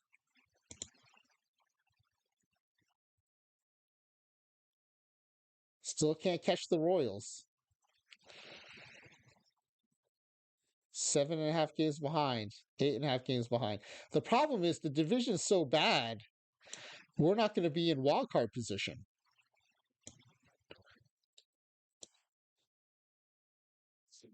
Say, that's interesting. When did you start this cycle?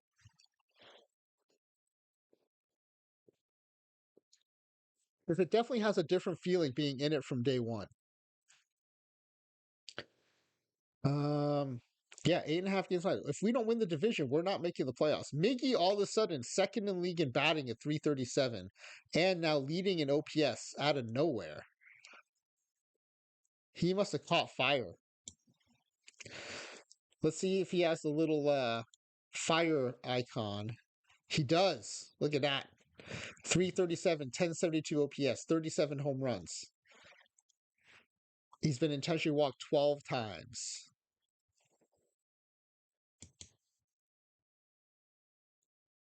All right, we are now in September. Let's go month by month. We need to cut into that Royals lead, 8.5 games behind.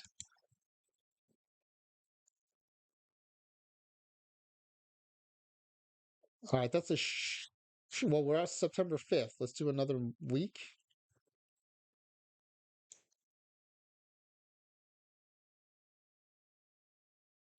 6 months, 6 or 7 months. So you started in May. So pretty early in the season, but not at the very start of PT Live.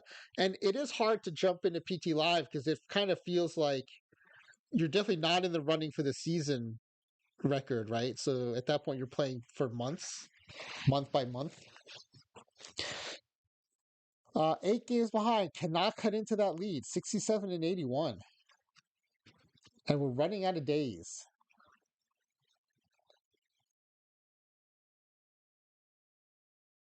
6.5 games behind, but already September 19th.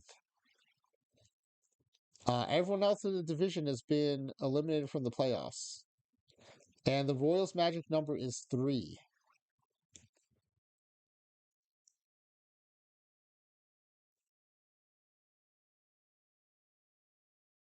Kitty Poopa pulled the Combi Didi. Congratulations. How much is that going for? I know, who was it? I think Lap or someone was doing tournament stats, and Didi was dominating. The magic number's now 2. Whoa! SmileyFaceJane saw one up for 350K. Nice, Kitty. 200K. That'll fund you for a while.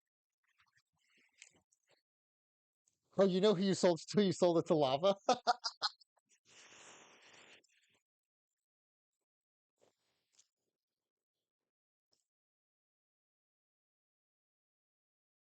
So speaking of which, you know that Grateful Dead ball team that we did the roster build for on stream? I had like under 10,000 perfect points for that team. I was doing some roster management and card maintenance, and I sold a bunch of live diamonds and a live perfect that were dupes. And I now have like 140,000 perfect points or something. I was sitting on a lot of cards and I didn't realize it. So I'm trying to do better on my league teams now that we're in the home stretch. So I have enough cards now to make that new theme team kind of fun. So yeah, you're right. Or I can buy one bronze combi. That's right, Claydog. The other fun thing about being in from day one is I never got to do live spec before, and so live spec was new to me, and that was kind of fun.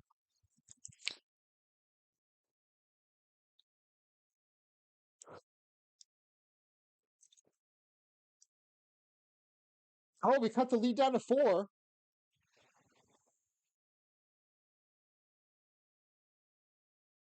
We did cut the lead down to 3 games, but we did not make it.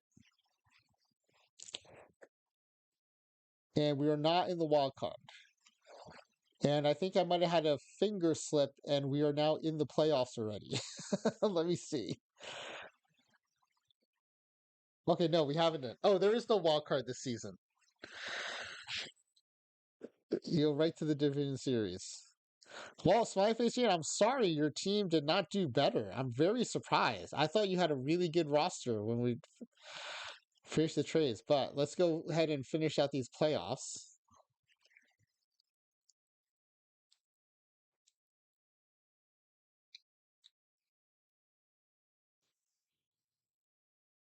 All right, let's see. The Yankees squeak past the Rangers 3-2, and the Rays sweep the Royals 3-0.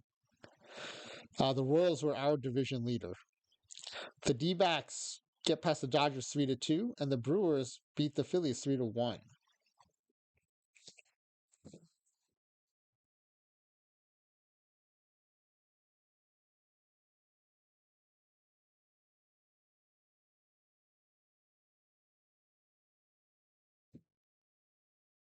All right.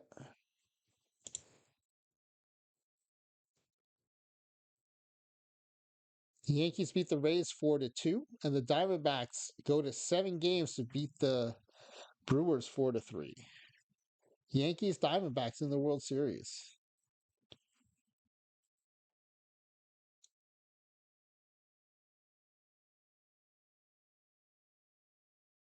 And the Diamondbacks win 4 games to 1.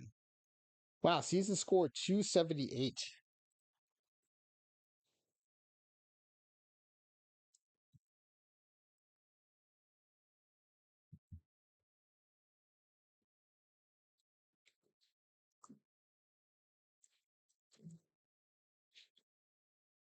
Okay.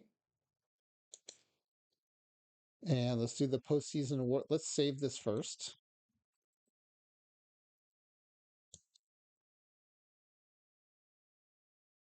Oh, you invested everything in live spec for 2 to 3 months. How did you do with live spec, Clado?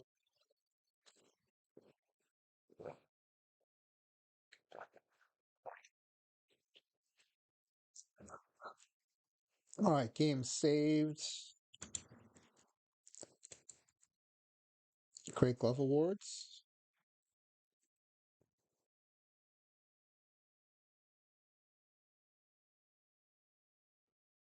Hey, we won one at pitcher. Dunsing won one at pitcher.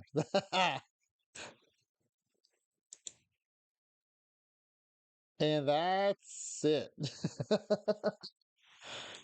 I don't understand how the wheel. Okay, reliever of the year. We've got. Okay, we really didn't have a closer, it seems like.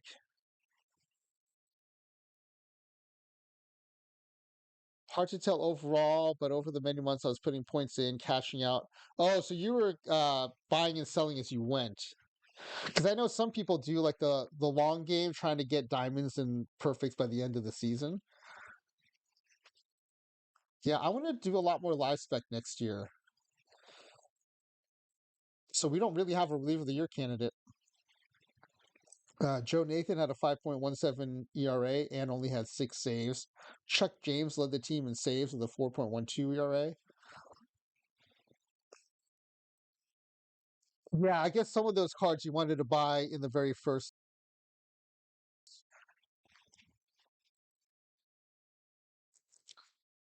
So I don't think we have a candidate here for reliever of the year.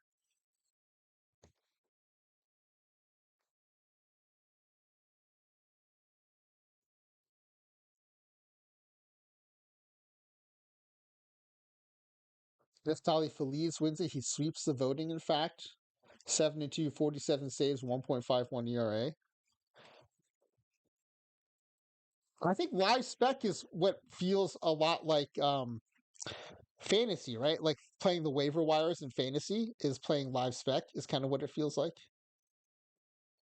Oh yeah, definitely selling cards is something. Oh, it's almost like defensively selling cards is something everyone should be doing, even if not doing live spec. And that's something I never thought of when I was playing um, last year because I didn't have to do it. All right, let's see who else. What else we have coming up here? We've got Platinum Stick Awards. I mean, Miggy's going to get one. Well, and I was right. Miggy's going to get one. So we got one Platinum Stick Award.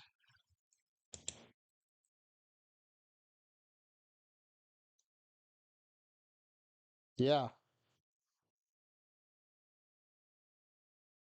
All right, what's next? Rookie of the Year.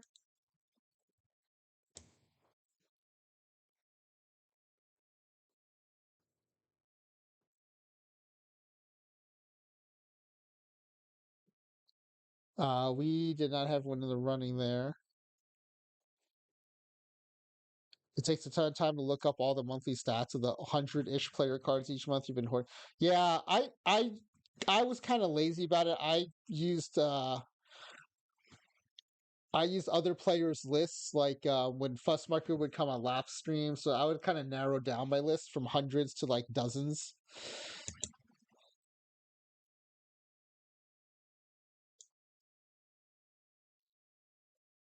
All right, next is Cy Young Award. I mean, we thought we would have Verlander as our chance, but He went four. He did turn it around though. He finished 14-13, 4.41 ERA.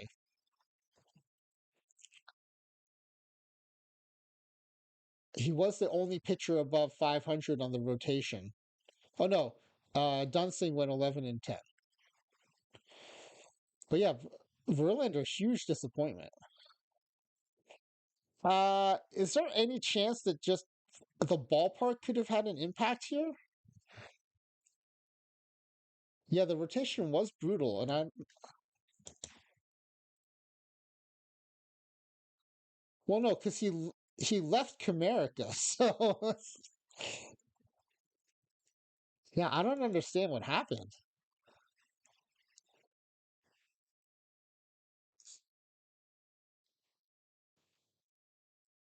All right, let's see. I mean, I don't think we have a horse in this race here.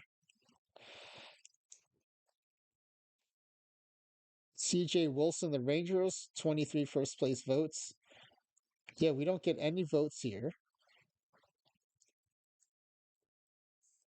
MVP voting? I mean, Miggy's our MVP candidate, right? Miggy had 39 home runs, 339 average, 1046 OPS. I mean, he might have a chance at MVP.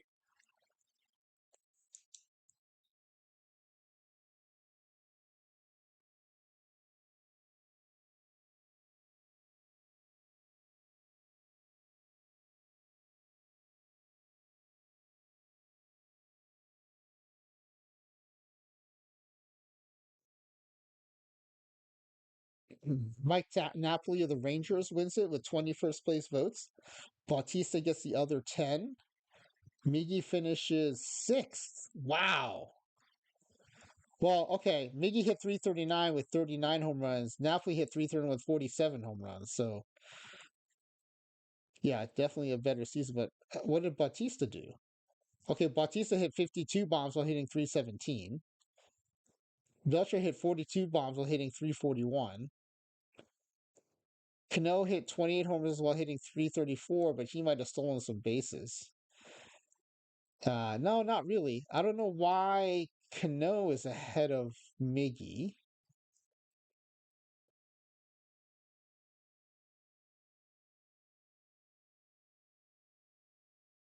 And Longoria hit 46 bombs, but only hit 287. So I would have put Miggy ahead of Longoria and Cano. Maybe Miggy got hurt because he was playing first base, and so his WAR isn't as good.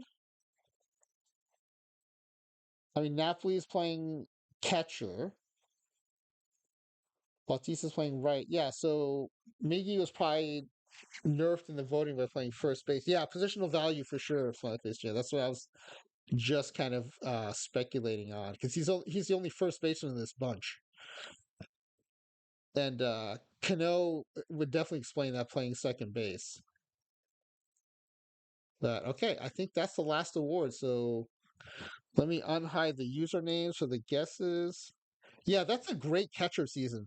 And it's aided by the fact that we had injuries off, right? So he's getting tired, but he's not getting hurt. So he gets a full season of productivity at catcher. So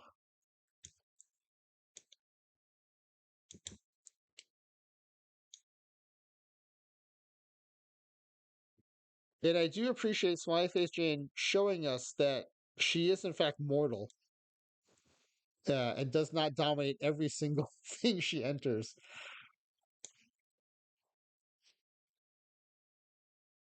Okay, will this team make the playoffs? No. So everyone would be out at this point, but everyone's tied. So will this team make the World Series? So anyone who gets yes is going to be out. Delete the VOD. Do not post to YouTube.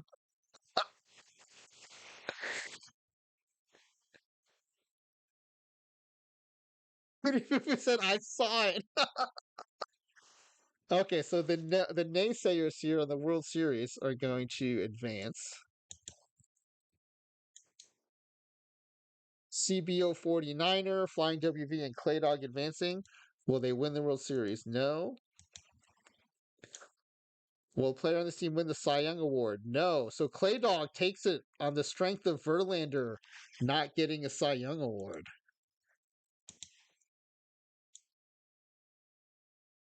Will someone win the MVP? No. So Flying WV is out. CBO 49er gets second place.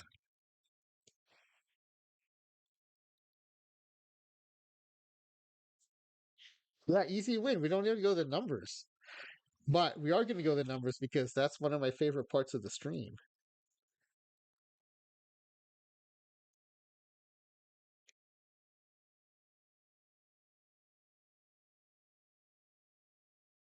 Okay, so how many regular season wins will this team have? Our projection was 87, I think. And our actual was 76. CBO 49er.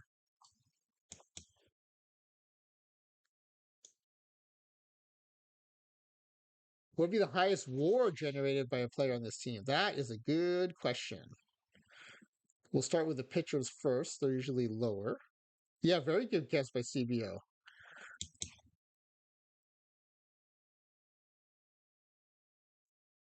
The highest pitcher WAR was a 3 from Scott Baker, original twin Scott Baker. And I'm sure it's Miggy on the batting side, right? Miggy with a 7.3.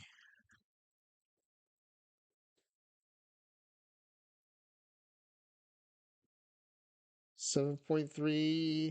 CBO 49 again with a 7.9. Very good guess. What is the regular season batting average? I actually think it is 339, right? 339 on the dot. CBO 49er. And I think Clay Dog misplaced a decimal. Clay Dog, did you misplace a decimal or were you guessing ERA here? With your 3.36 batting average.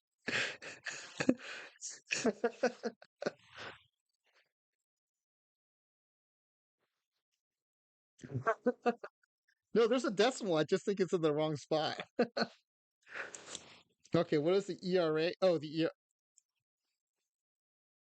No, you have a decimal in the ERA. Okay, the ERA leader for this team is Verlander with a 4.41. Well, Clay Dog, you were the closest. You were 50% off, but you were the closest.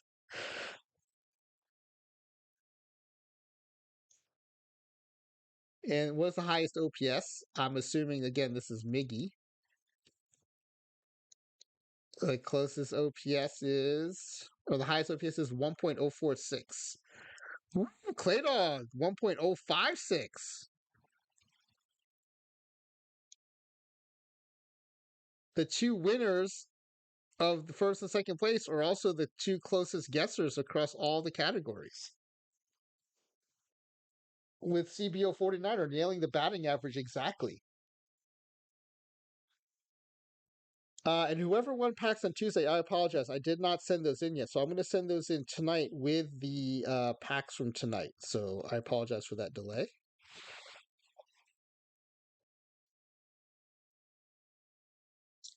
Well, despite the disappointing outcome of the sim, I think we all thought that this team would do better. I hope you had fun. I mean, I still had fun. It was just shocking and confusing why this team didn't do better. Um, I also wonder if it's one of those teams with 63 wins where they don't have anyone really good, but they don't have anyone like clearly bad that you know who to get rid of and what holes to fill. There's just like when they're too flat, I think it's hard to figure out where to go, what to address. Um, I mean, although I will say, let's not forget though, one thing that was successfully accomplished was SmileyFaceJane successfully nerfed the Tigers. Right, the Twins won 63 games. The Tigers won 90 something and won the division. SmileyFaceJane took them down to 63 wins. So that's part one of the mission was accomplished. Like you nerfed your minor league team from your division just weren't able to translate that into wins for your own team. But like strategically, I think that was a good choice. The Tigers were definitely nerfed and out of the running. Just I don't know. It's like when it's a team that's that flat, when you pick a 47 win team, like SmileyFaceJane has done a few times, I think the gaps are more pronounced and maybe it's easier to figure out like where to put your focus on where to plug people in. I don't know. I I thought I had a handle on this game, but now this is it's actually making me want to go back and play it again to see like if I can understand. I want to take a 60 some win team instead of a 40 win team and like will I have the same difficulty?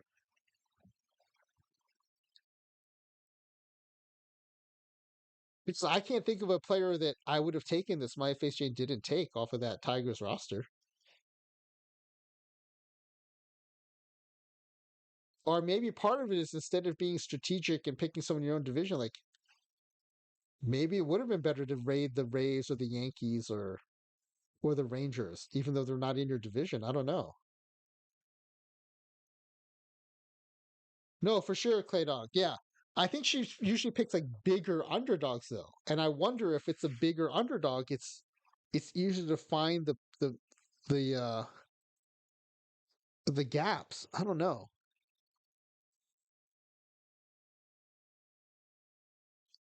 Anyway, it was still fun to me. It was just confusing. I just yeah, like the whole time I'm like, I don't understand what's happening here. I've played this game for a long time and I don't know what's happening. Yeah, 2 game winning streaks are also shocking considering how good the players were that you had. Yeah, the Verlander thing is huge. I definitely don't understand what happened there. Oh shoot, I just tried to resize it unintentionally. Okay, it didn't crash. Good.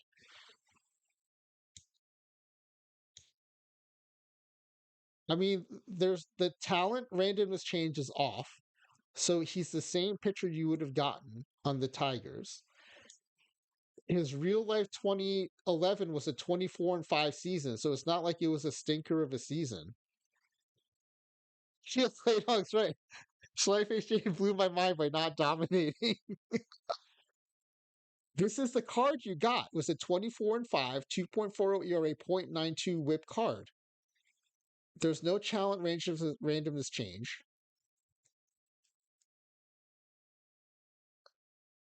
Life Exchange said, I think the defense might not have been great, but that wouldn't have done anything to help the 1.6 HRA.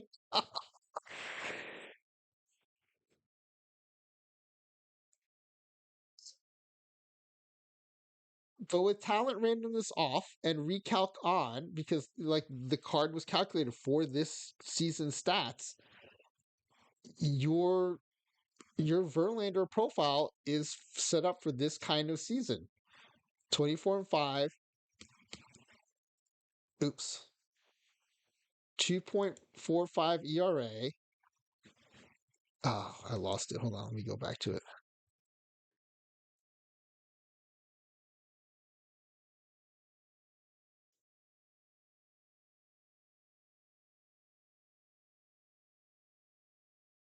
So I don't because that's a lot of coin flipping to go wrong to end up from here, right? 0.92 whip, zero point 0.9 HR9, 2.40 ERA to get from that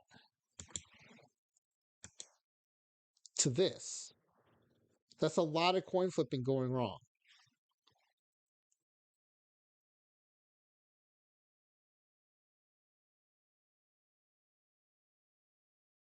Yeah, 9/2/0.9 in real life, 8.1/2.3/1.6.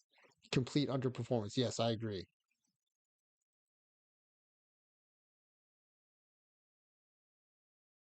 Claydog, that's interesting. Claydog saying, watching these streams, there seems to be a snowball effect where a huge portion of the team is good, everyone does better. But that pitching roster was not top heavy. Huh. That is true. We have noted that when we bring in players like the other, like if we bring in one or two or three starters, that the tail end of the rotation also seems to do better. I mean, part of that is if you have better batters too, you get better run support. But yeah, Clay Dog, I think there's something to. Although our human brains are expert at filling in patterns where there are none, but I kind of feel like you're. I have also seen what you're talking about, Clay Dog.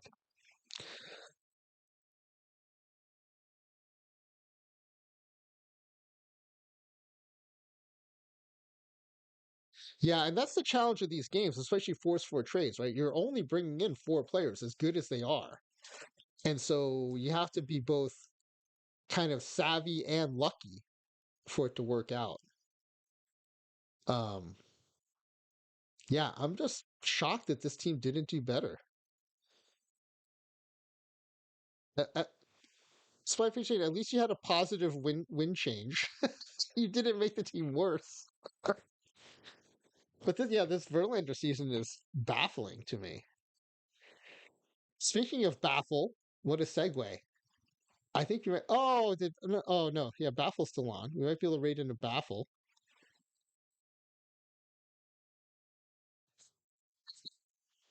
I'm actually pretty proud of that segue. Let's see it. Let me see if he's going to be on for a little while.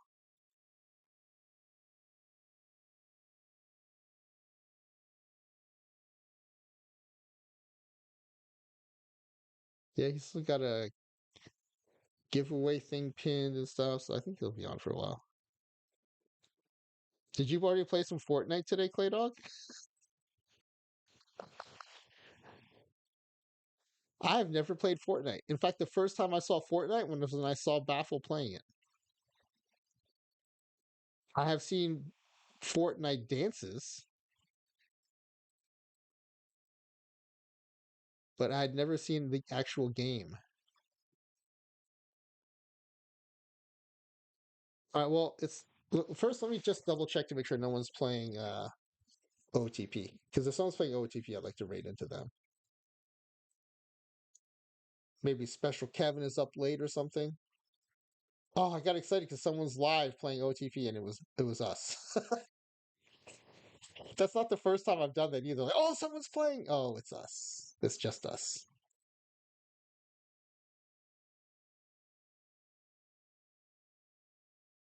Oh, Ripley raided into a Fortnite streamer? That's funny. Okay, we're gonna raid on into Baffle, who is playing Fortnite. I couldn't find any OTP you're supposed to raid into. All right, well, thank you for hanging out with us. Thank you to Ezra Denny for the raid. Appreciate it. And Slife saying thank you for redeeming points to play this game. I'm sorry that it did not go better. You can blame Justin Verlander. I mean, he's now cursed by the Mets, so it could be that the Mets mojo, retroactively applies to 2014 simulations.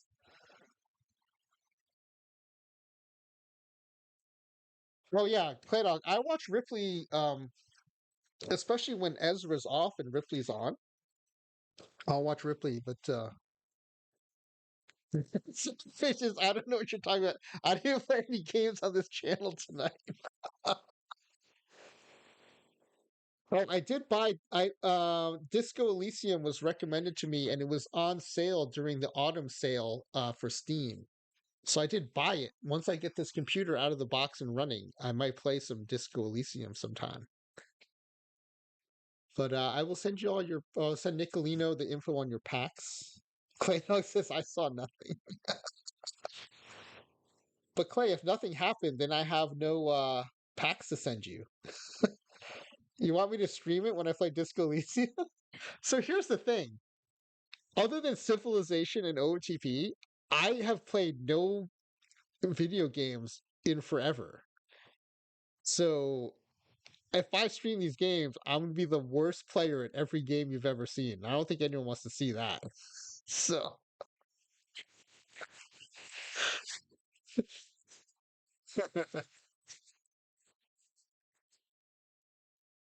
but yeah, I bought the Civ's not Civ, the Sid Meier Humble Bundle. I'd never heard of Humble Bundle until Cavicom told me about it, and it has a bunch of Sid Meier games and a bunch of Civilization versions and expansion packs. And I had never. Kava calls it Vanilla Civ 6, which is what I was playing without any expansion packs. And with the expansion packs, it is so different. Um, it's the perfect way to kind of hold me over until Civ 7 comes out in February. And I'm glad Civ 7 comes out before the new OOTP because then I can do a month of playing Civ 7 before the new OTP comes out. So I won't feel like I'm missing out too much if I start getting sucked into Civilization too much. Yeah, the expansion packs made it completely different. Uh, it's like I'm getting to play a whole new game, which is nice. But it also crashes my PC, my laptop. So again, I'm waiting on this new computer, which is actually it's right here. I don't know if you can hear that. That's me tapping the box it's in. But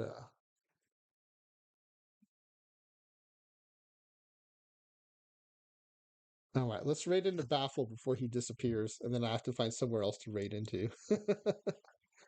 All right. Thanks again, everybody. Thanks again for hanging out on my stream while we did nothing tonight but just chat, right? Do we all agree?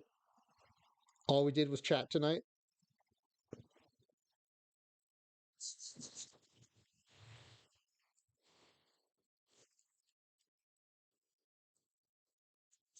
Yes, it was a good time talking about sports and other things. All right. Good night, everybody. Oh, hope to see you tomorrow night. I rescheduled. Jeff the Jar is going to play lowball, and I also special thank you to Jeff the Jar for being a good sport about me having to bump him from last night. I was just having a really tough night with the girls and with my wife being out of town, so I definitely needed the night off. It worked. I felt great today, and was really looking forward to streaming. So mission accomplished. But I appreciate Jeff the Jar being flexible. And yeah, sorry I wasn't on last night, but definitely was able to bounce back and feel great now. So thank you for that. Yeah, Clay Dog. No, I did. It was very good. It was fun just being just you know doing chores without having to think about the stream coming up. And then I did do some drafts. I did lurk in some chats. I visited Ophi's chat, but it was fun just being a viewer for a night. Because even on Wednesday nights when I take off, I'm doing something else. So it's not like I really get a bunch of time to rest my brain. So it was awesome. So yeah, thank you for that. But yeah, tomorrow night, come watch us have Jeff the Jar play lowball.